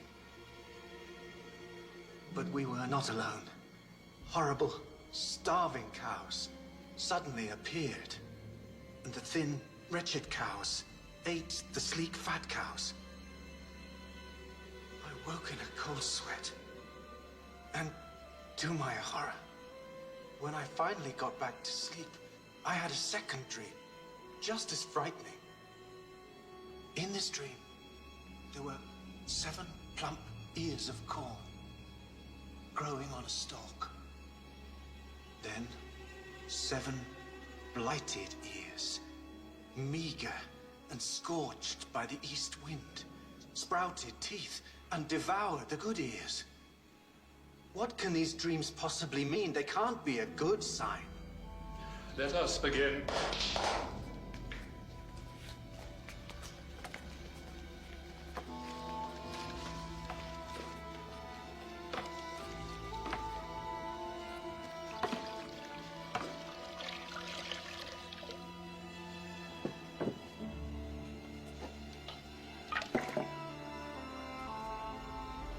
A cup of wine.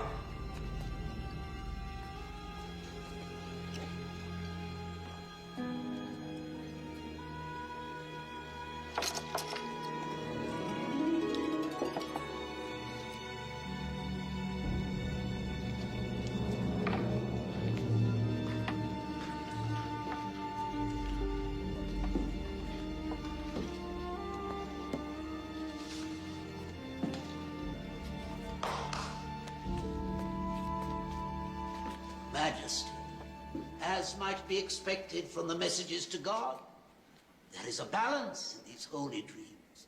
First, the sacred life-giving Nile, and then the divine presence of the omnipotent Pharaoh himself.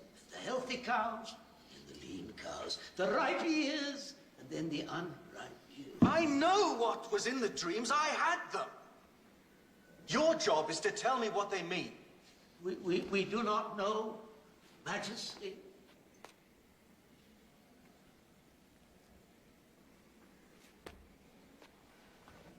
How can you remain silent when you know there is a man who can ease your Pharaoh's mind? I dare not, Master. Pharaoh's mood is black. I dare not remind him that I was ever in his disfavor. Come on, Dan, don't be a fool. But I am a humble wine bearer, Master. It is for you, Potiphar, the chief steward. It is for you to speak up. More wine!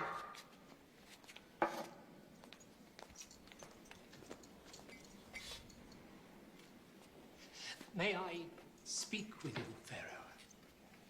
Only so others may not hear.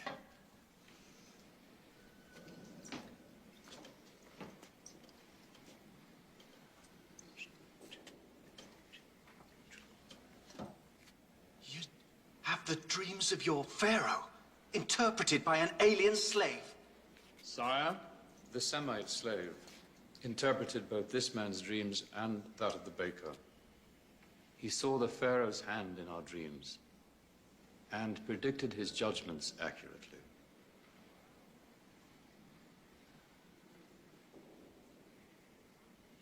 Well, this slave of yours, how is he called? Joseph, sir? Bring me Joseph, the Semite from the dungeon, and tell him nothing about my dreams.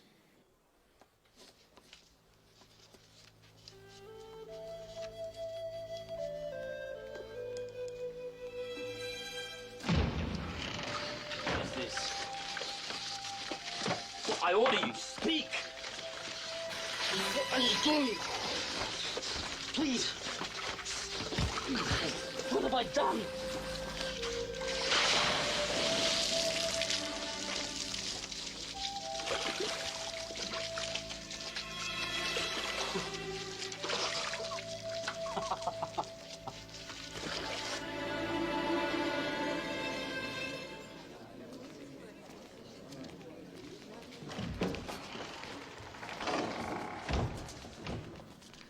Lie prostrate, quick. I cannot. You know that. You what? Truly, the Pharaoh is greatness itself. But, sire, my faith decrees I can kneel only before God himself, even on pain of death.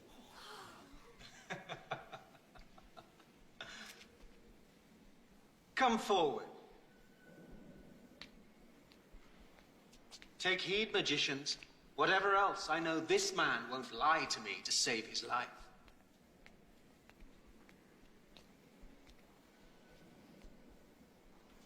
Look upon my face.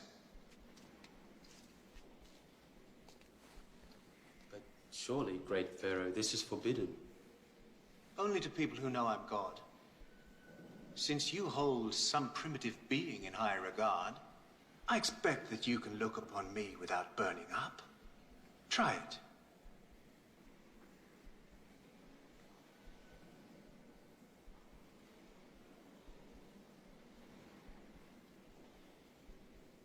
I'm told you've learned the secret of reading messages of the night. Interpreting dreams is not a thing to be learned, Pharaoh. It is a gift from God. Careful! One mention too many of this god, and you'll be at his side with your head under your arm. So, you've been given this gift? I imagine we shall soon see, Pharaoh. Your life depends upon what we shall see. Now listen carefully. In my dream, there were 7 cows, fat and sleek, and they grazed peacefully. He's a very beautiful boy. Yes, he is. Do you know what his crime was? I've heard the rumors, but I don't believe it. He doesn't strike me as a fool. And everyone knows that Potiphar's wife deceives him. I've never seen such poor cows in all of Egypt. But it was impossible to tell they had eaten the fat cows, for they looked as wretched as ever. Was there a second dream? We have told him nothing, sire. Yes. In the second dream, there were 7 ears of grain, beautifully ripe. Then sprouting up behind them were 7 withered ears of grain, which devoured the ripe ones.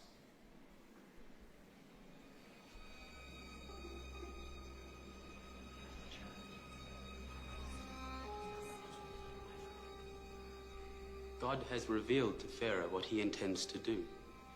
Yes? Pharaoh's dreams are one and the same. The 7 fine cows and 7 ripe ears of grain represent 7 years of plenty. The 7 wretched cows and 7 shriveled ears of grain are years of great want. There will be 7 years of famine, my lord. Madness. Madness. As if my brother, the sun, and sister, the moon, would send me messages only a slave could read. Potiphar, take him from my sight. Get him back to his dungeon and keep him there until I decide how best to deal with him.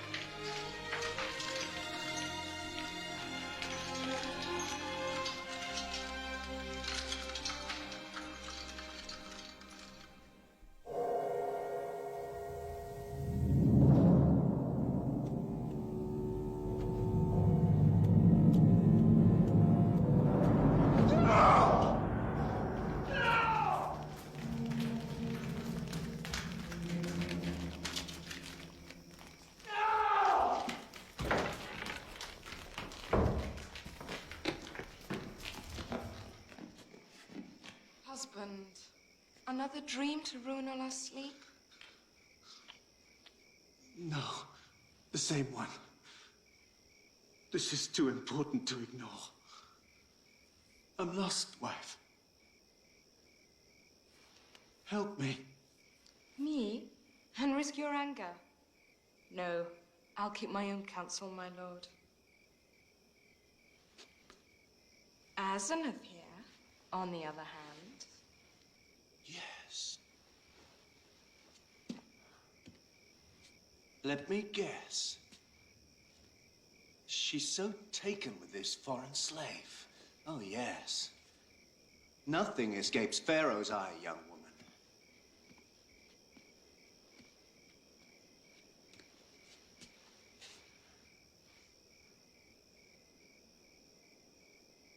She thinks he has the answer.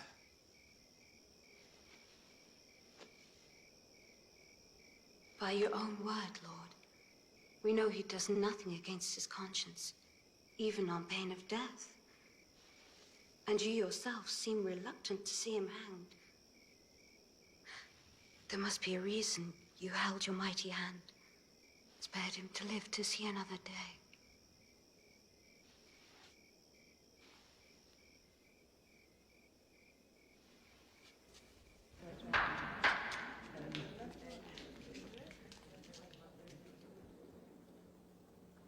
I've thought long and hard of your reading of my messages. Have you? Yes, Master. And? I am certain that Pharaoh has been blessed by a warning from the Lord himself. So, assume then that your reading is accurate. Is there nothing we can do to prevent this disaster? Yes, Master, there is. How? Pharaoh must select a wise and honest man and set him above the land of Egypt. He must see that Pharaoh's overseers collect a fifth of all that is produced during the years of plenty and store it for use during the years of famine. In that way, Egypt will not be destroyed by the drought. Impossible. Storing 7 years of grain. It's impossible. Is there no other way to avert disaster? No, Master. Nothing like this has ever been attempted. So, a fifth of all the harvest would be entrusted to Pharaoh. Yes, Master. All Egypt would be required to pay you this tribute. It would call for a man of exceptional talent.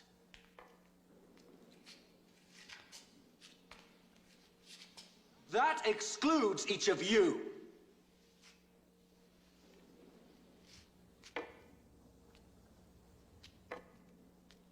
Potiphar, perhaps.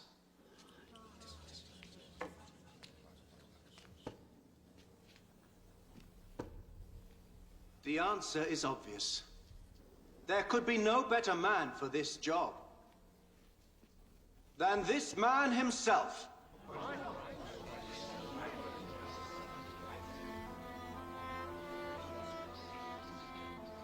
Can we find anyone endowed with the spirit of God as he is? I think not. Well said, wife. Now, hear the word of Pharaoh. Ra on earth, God as man. You shall be my chancellor.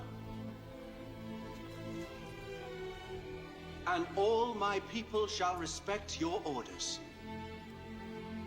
Only this throne shall set me above you. I make you the governor of all of Egypt. I set you over my house, my people, my entire kingdom.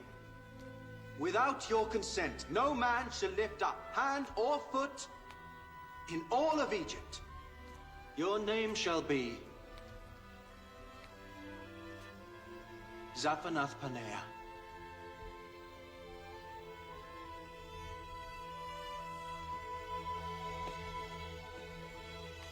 And this fine woman shall be your wife.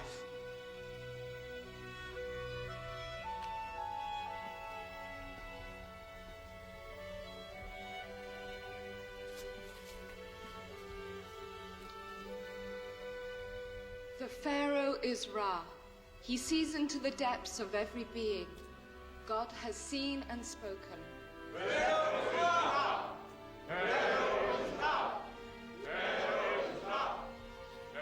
This time your God's blessing makes you master, even of me.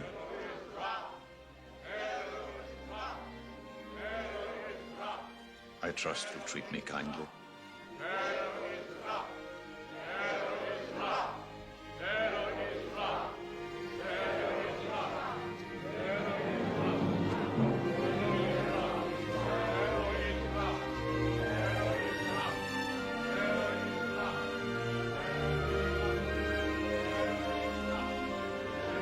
What is your name?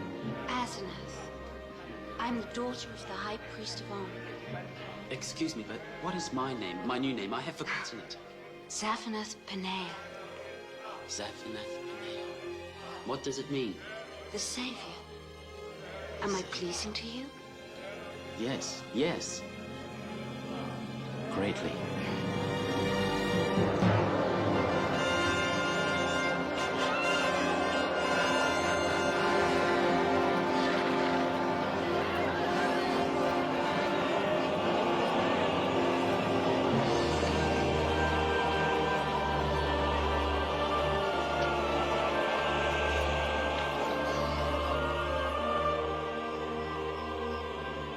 I present to you Zaphanath Paneah.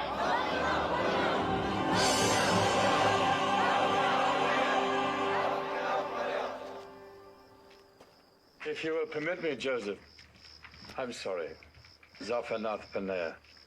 In this great task, you will need someone at your side, as you were once at mine.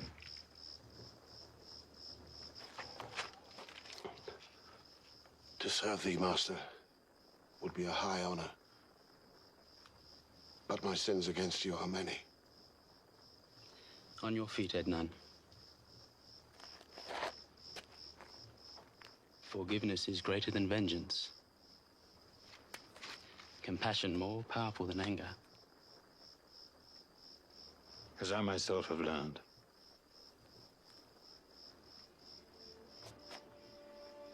May your God watch over you. Like all Egypt. My life depends on it. Go now. Go.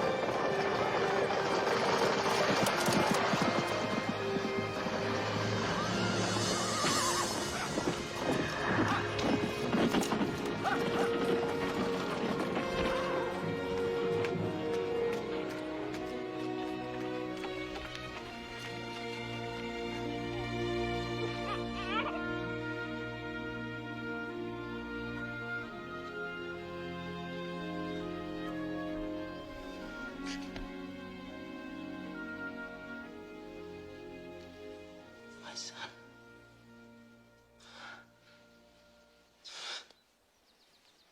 How fortunate a child to have so beautiful a mother.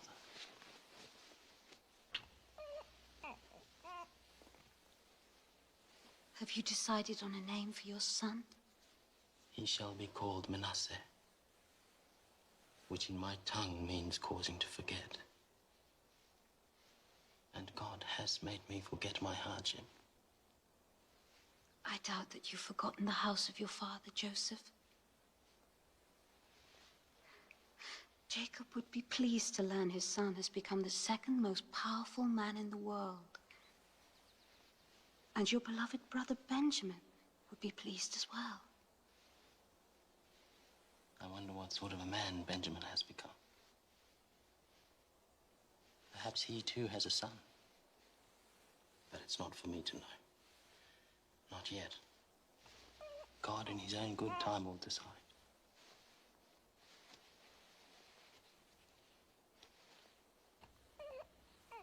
My place now is here, with you and Manasseh.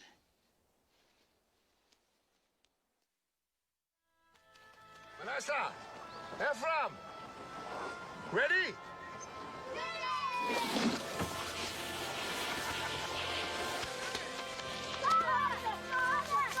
Manasseh, Ephraim.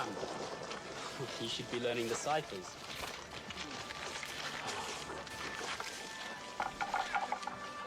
Season started well. The Nile flooded, but the rains didn't last long enough. If it goes on like this, there'll be no crop to speak of this year.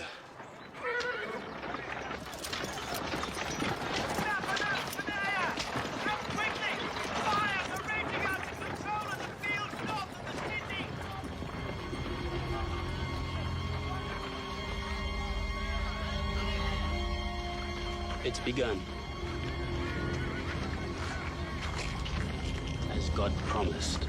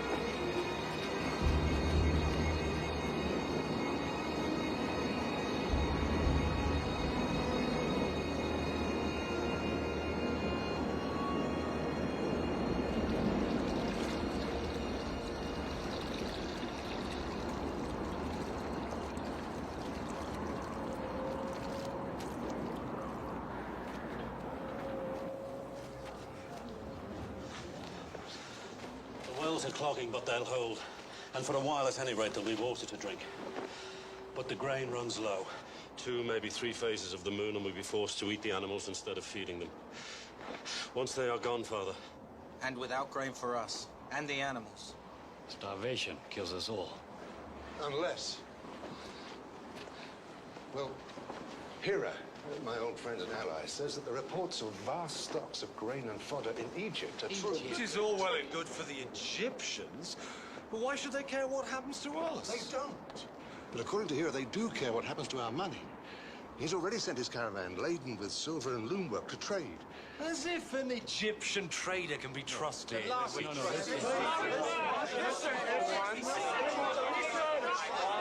not in the hands of private traders. Their pharaoh has set one man above all others to supervise all his affairs. You deal with him. We are not people who measure our wealth in silver. We can't carry fields to Egypt. The animals would die before we got there. We'd better move eastward. Asher, don't interrupt. Over the years, the tribe has earned some silver and gold. I've kept it because I believe that one day God would show us a use for it. Could there be a better use than this? No, I think not. But it's a long trek, and the roads are filled with thieves. Which is why you must all go. Properly armed, you'll find there's safety in numbers. All of us? And who will tend to things here? There'll be nothing to tend if you don't go. All of you. Except for Benjamin. But Father... Enough. You're the last link to Rachel left. I will not see you lost as I did Joseph. Prepare the animals. You leave at nightfall. I'll give you the silver then.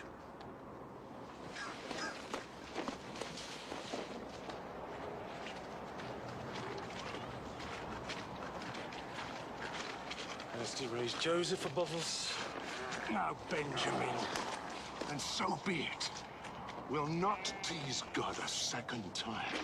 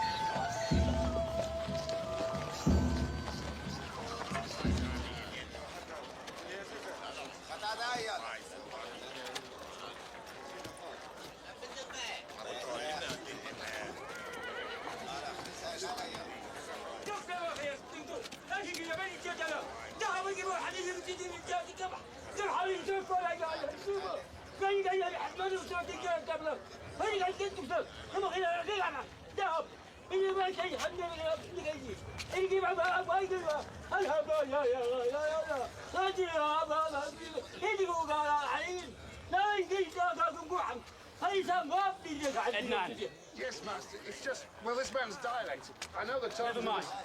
Give him what he needs.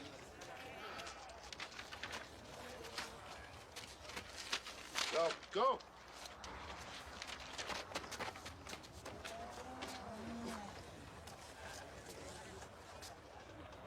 Are you well, Zaphenath Paneah? They're here. I'm sure they're here. Who? My brothers. Your brothers? The ones in Canaanite dress. What should I do, Master? Bring them to me.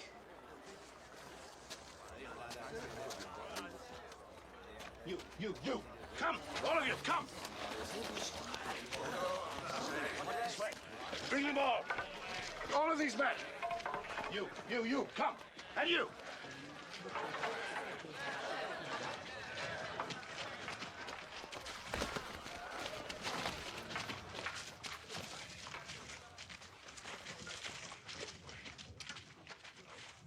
Lift your heads.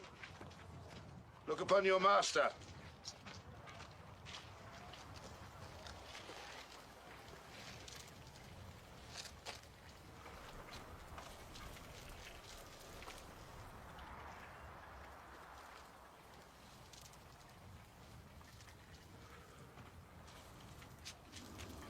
They don't even recognize me. Almighty One, have mercy. We come from Canaan, where the drought destroys everything. We bring silver to trade, so that we and our families might survive.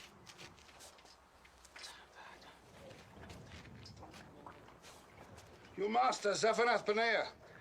Ask why your Canaanite gods do not provide for your needs. We're not like the other Canaanites, great master. We worship our own God, but we sojourn in the land of Canaan. The master says you're spies. Spies? No, master. Our father sent us to buy food. The master says no. You're spies, sent to see the weakness of Egypt. No, Master. We are nothing more than shepherds, sons of Jacob, the son of Isaac.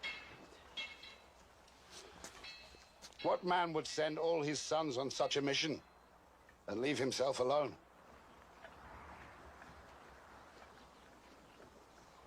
What you see are not all his sons.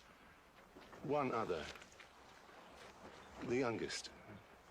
He is called Benjamin, remains with our father. A man is fortunate indeed to have such a wealth of sons. Are you sure you speak the truth of your number? There was one other, Master. A brother called Joseph, but he was taken from us.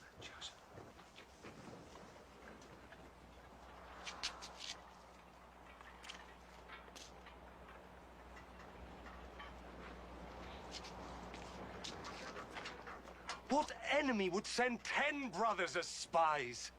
1 or 2, perhaps, but 10? Take them! Now! Take them! No! Silver to trade!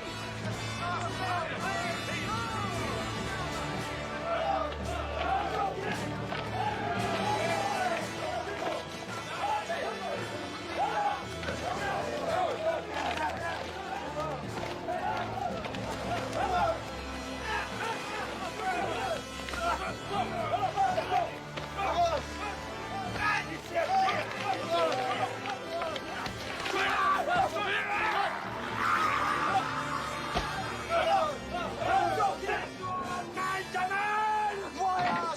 There were hundreds there today, and the Egyptians picked us out to be spies. You fool. There must be some way to prove he's wrong. What would you suggest, little brother? We probably wouldn't be here if you'd paid him more respect. One or two brothers, perhaps, but 10? What kind of fool would use an excuse like that? Stop it! Stop it! Arguing won't get us out of here. Then what will? Not what, but who? God. Is this his final punishment for what we did? God! Now we know how Joseph must have felt when we threw him down the well. No! Yes. Twice! We have each other. You left him alone. We took him in the well. All of us. There's no point dwelling on that. For 20 years, you've harped on the same thing. But what's done is done. And one thing has nothing to do with another. Are you sure, brother?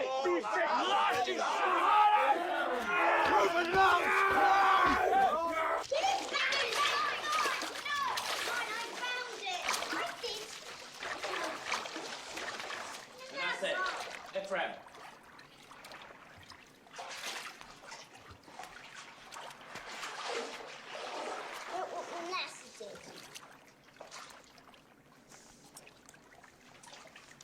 Yes, we can't have that. Joseph, are you ill?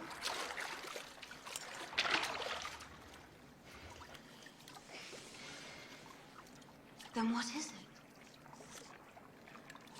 I saw my brothers today.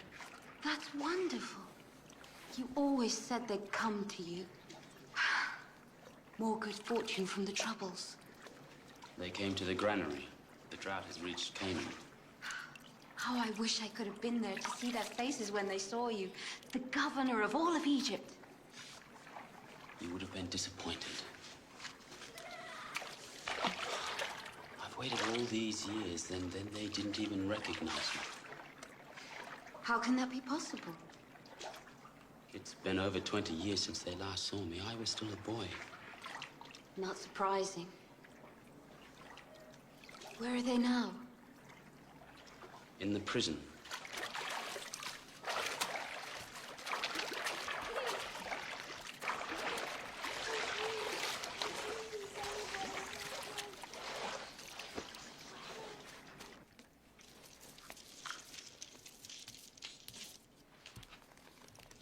In the prison? Why? Because my anger was stronger than my compassion.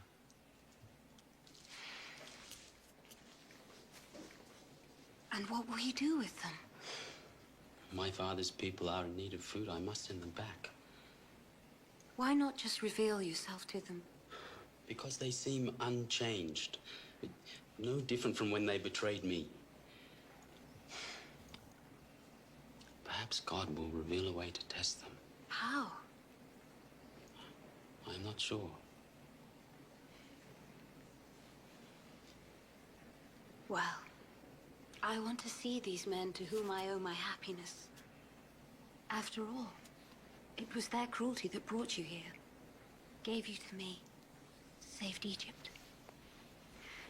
And it's to them our children owe their existence. Another of your curious insights. But I'm not so sure God is ready to see this thing forgotten. God or you? You must bring them. I have to at least meet little Benjamin. Benjamin was left with my father. I'm sorry. I know he's the one who counted most. But they are all your brothers. Blood of your blood.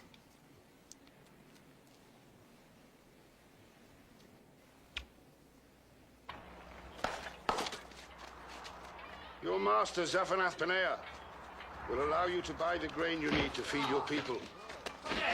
These sacks are provisions for your journey.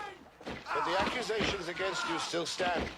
Evidence that your story is true, and you're not spies, will depend upon proof of the existence of the one missing brother. But your master, Zaphenath Paneah, is a merciful man. Thus, he will keep only one of you here. He will be released when the rest of you return from Canaan with that brother. You wish us to return to our father? Then journey once again to Egypt. Yes, with the missing brother. That one shall remain with us. Now go! Leave!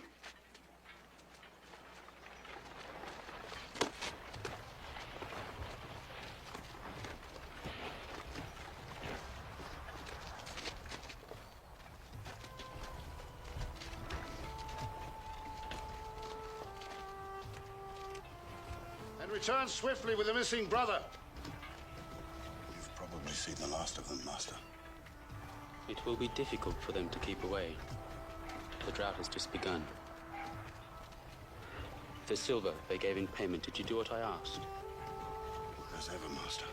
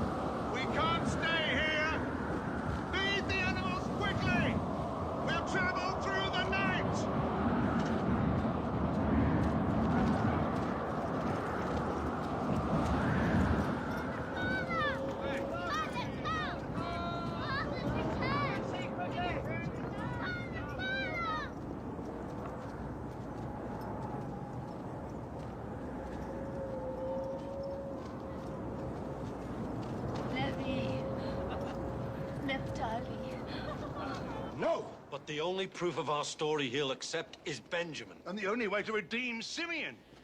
But after that, he promises we can trade freely in Egypt. The grain is abundant, the best quality. Is this all the Egyptian asks? Just for my youngest? Is there more to this sorry tale? What is that? The money with which we purchased the grain. What's it doing here? We don't know, Father. Perhaps God... Be careful what you lay at the door of the Lord. Blessed be his name. Blessed be his name. Now, why did you tell this man I had another son? First I lose Joseph, then Simeon, and you, poor soul, want me to give him Benjamin. Well, hear my words. It will not happen. I will never risk Benjamin to your care. Never. But Father, Simeon rots in an Egyptian jail like a common criminal. And how do I know Benjamin won't meet that same fate? Or this Egyptian might put you all to the sword. But Father, perhaps if I went... Quiet, you have no say in this. Father, I cannot leave Simeon there. Please, let me do as this Egyptian suggests. If we don't return, I offer you the lives of my own two sons. Typical idea of yours, Reuben. If I lose Benjamin, I can begin exterminating my entire family. Is that your grand solution? Now hear me! This is my last son by Rachel. I will not risk losing him. Now go about your business and pray. Pray that the grain you brought back will outlast the drought.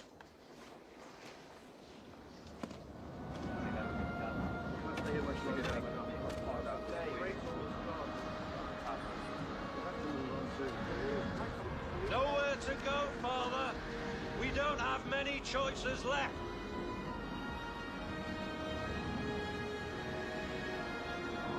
You know mind in this matter. We will not talk of it again. Another month and we'll not talk of anything.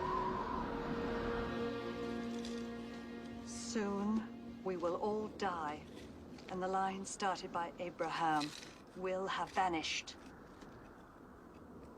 And what would you have me do? Listen for once. Think about what God promised you. Then listen to your sons, and see if what they have to say doesn't make sense.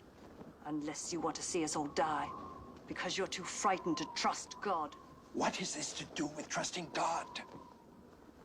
Isn't it obvious? He's left you only one way out. One road to our survival.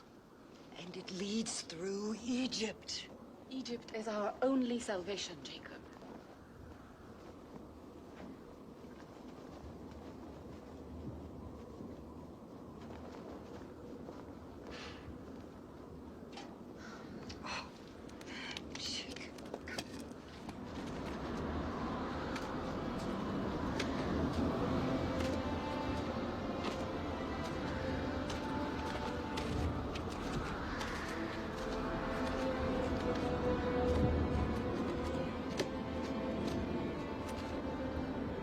These are the finest gifts we can offer.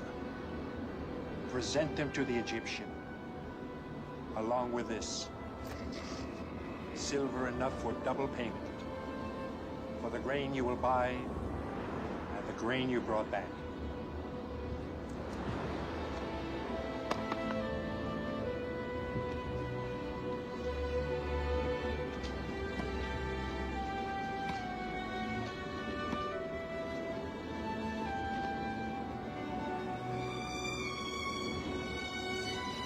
Have an easy mind, Father. All will be well. I know it. May God go with you at your right hand and bring you back safely to me.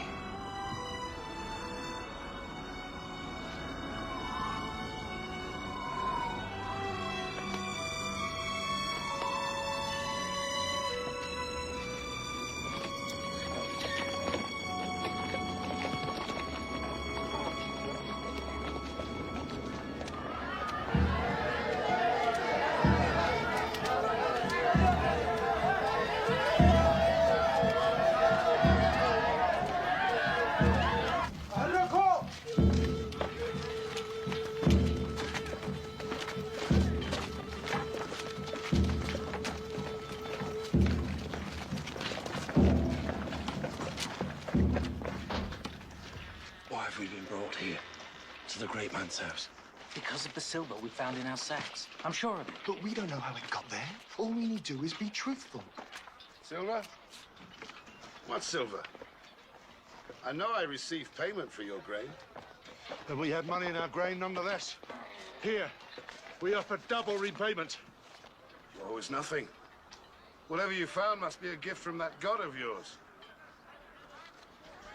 Master, our other brother, Simeon. He's in health? Alive, you mean?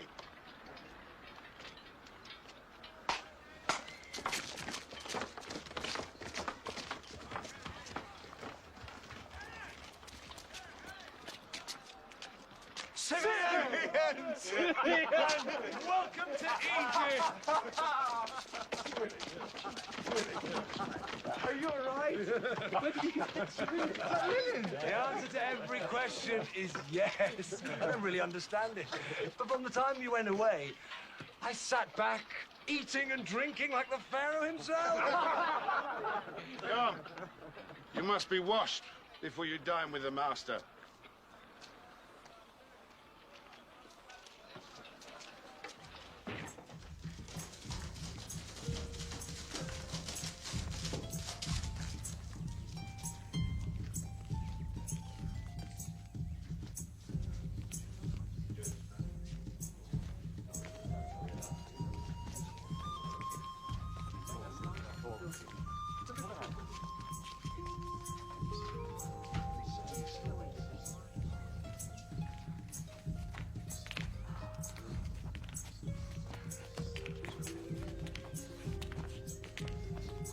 You will sit here.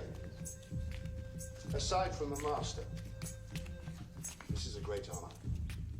Egyptians never eat with strangers. To them, it is considered an abomination. Now, you will sit in the order I tell you. Please.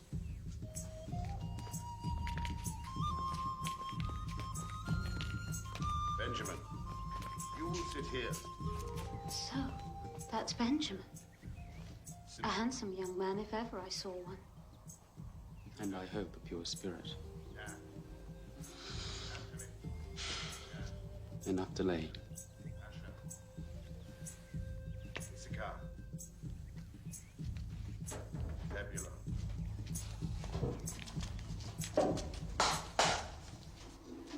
Zaphanath Paneah, he who guides us on the road of life.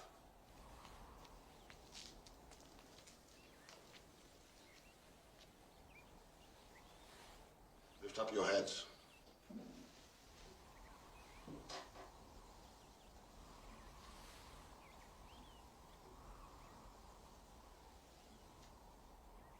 Your master asks, is your father in good health?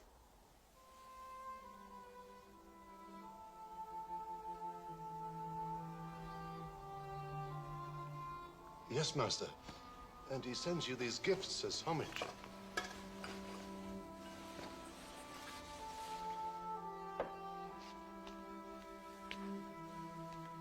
So this is the brother of whom you spoke.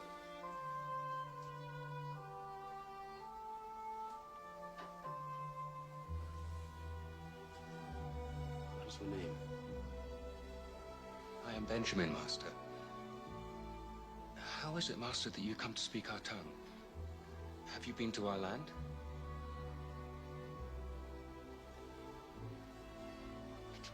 God be gracious to you, my son.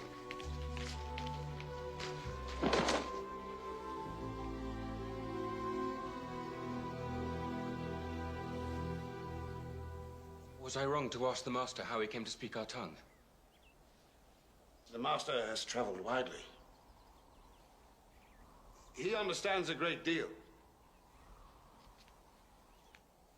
Look. We're sitting according to the order of our birth. Reuben. And Simeon. Levi. Judah. Dan. Naphtali. Gad and Asher. Issachar. Zebulun. Finally me. I divined the order of your birth by looking into my magic cup.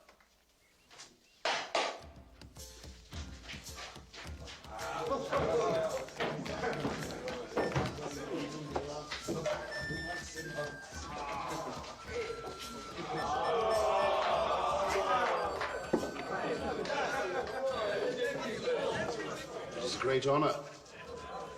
The master has given you the food from his own plate. Thank you, Master. We eat the same dish at home.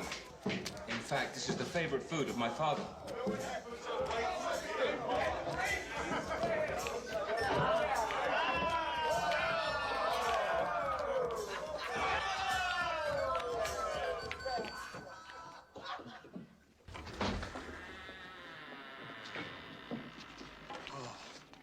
I could have done with a little more sleep.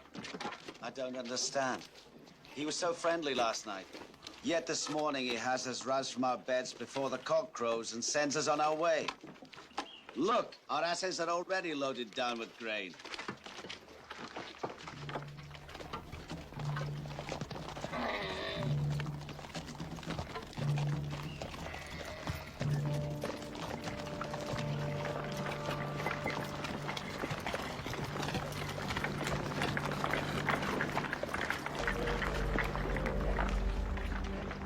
Why did you return good with evil?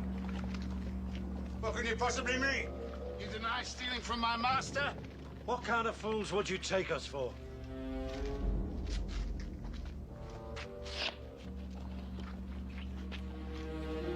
This.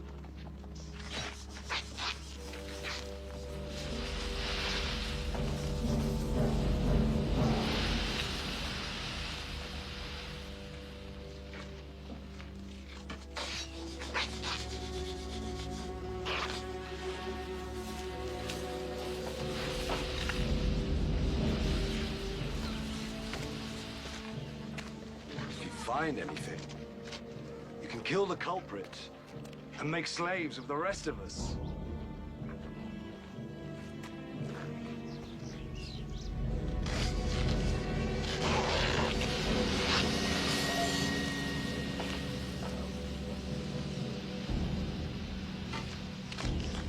What have you done, you little fool? Have you taken leave of your senses? Why did you do such a wicked thing? Master, we have done nothing. Then how do you explain it? God is punishing us for a crime we committed many years ago. It seems he wants us all to taste the bitterness of slavery. For surely we are all your slaves now.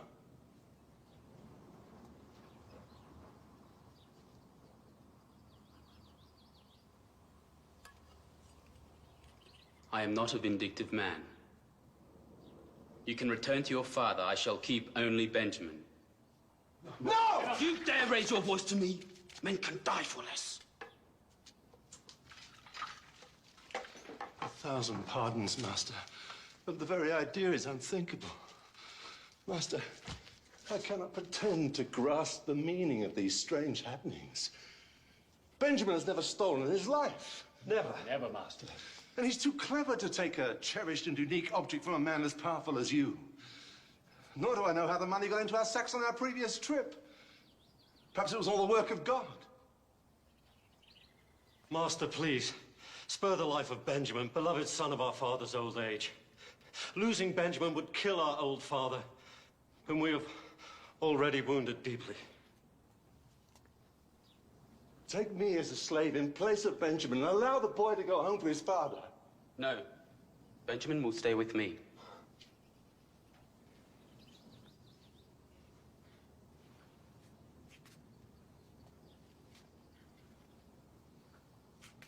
No!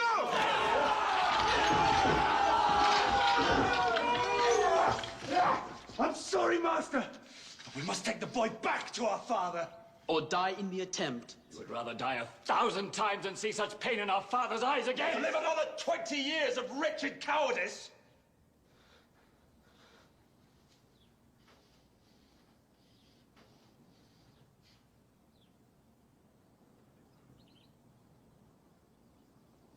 No, Master!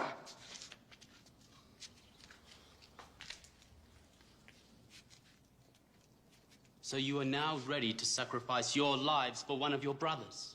Yes. Why then did you not do the same for the other one? The one you said died when in truth you yourselves sold him into slavery. You know about Joseph? How? Because he's alive. Alive? What? He's here in this palace.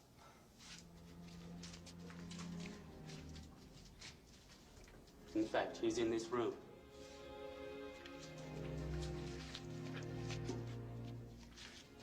Leave us. I said leave us. Get out! Guards, come!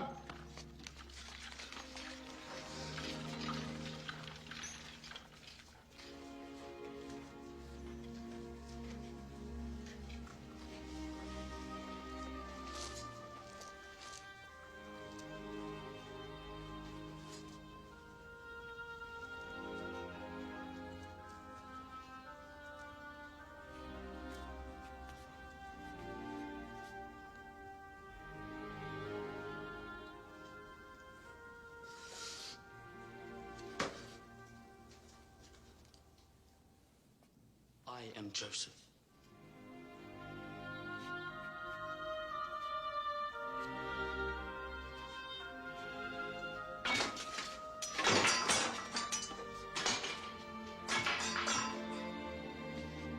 Joseph. It is my brother Joseph.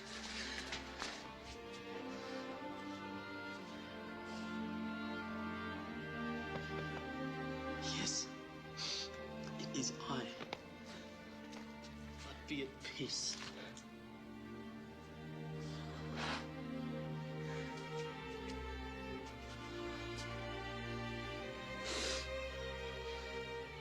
Come closer. Don't be afraid. I will not harm you. Am I to take the place of God?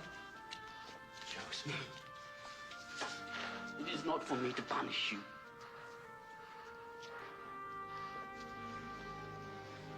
You meant evil against me, yes.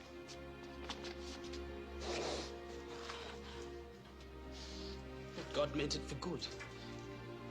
To bring it about that many people should be kept alive as they are today.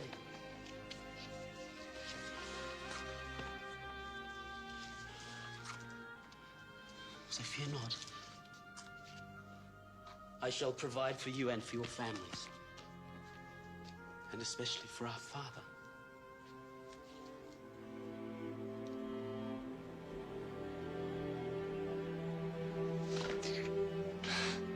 I am most to blame.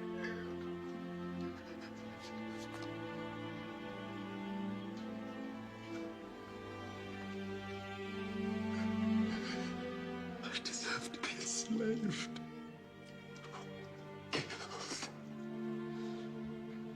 No. My brother. I shall not kill you. That is not the lesson the Lord, blessed be his name, has put before us. Perhaps we have learned the meaning of brotherhood, of family, and that wherever we may go, no matter how God's plan separates us, we must always be true to one another. To be family.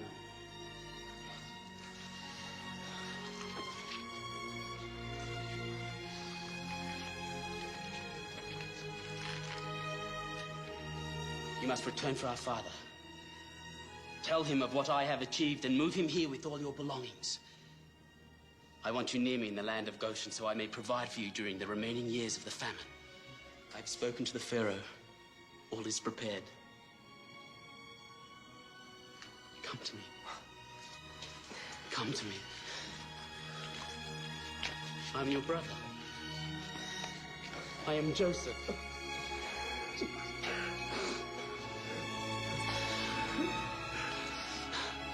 Blessed be his name. Blessed be his name.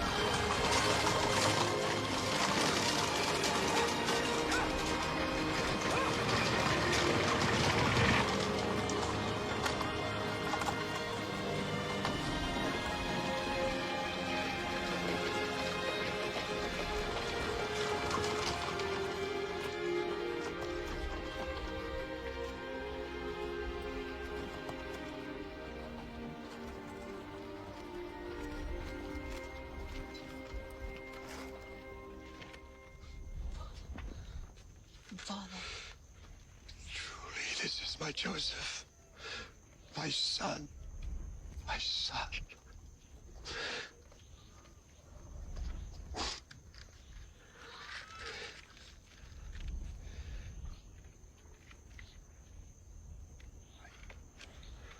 I did not think to ever see your face again.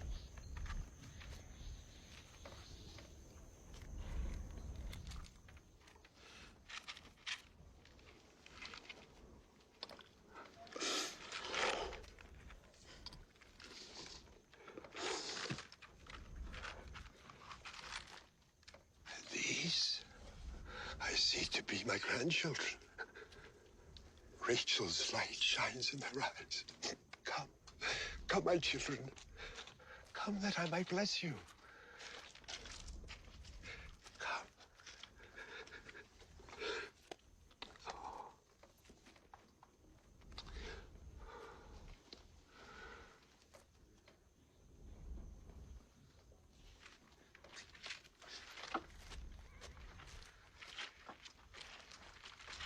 I'm indeed blessed that I have again held you in my arms and laid eyes upon your sons.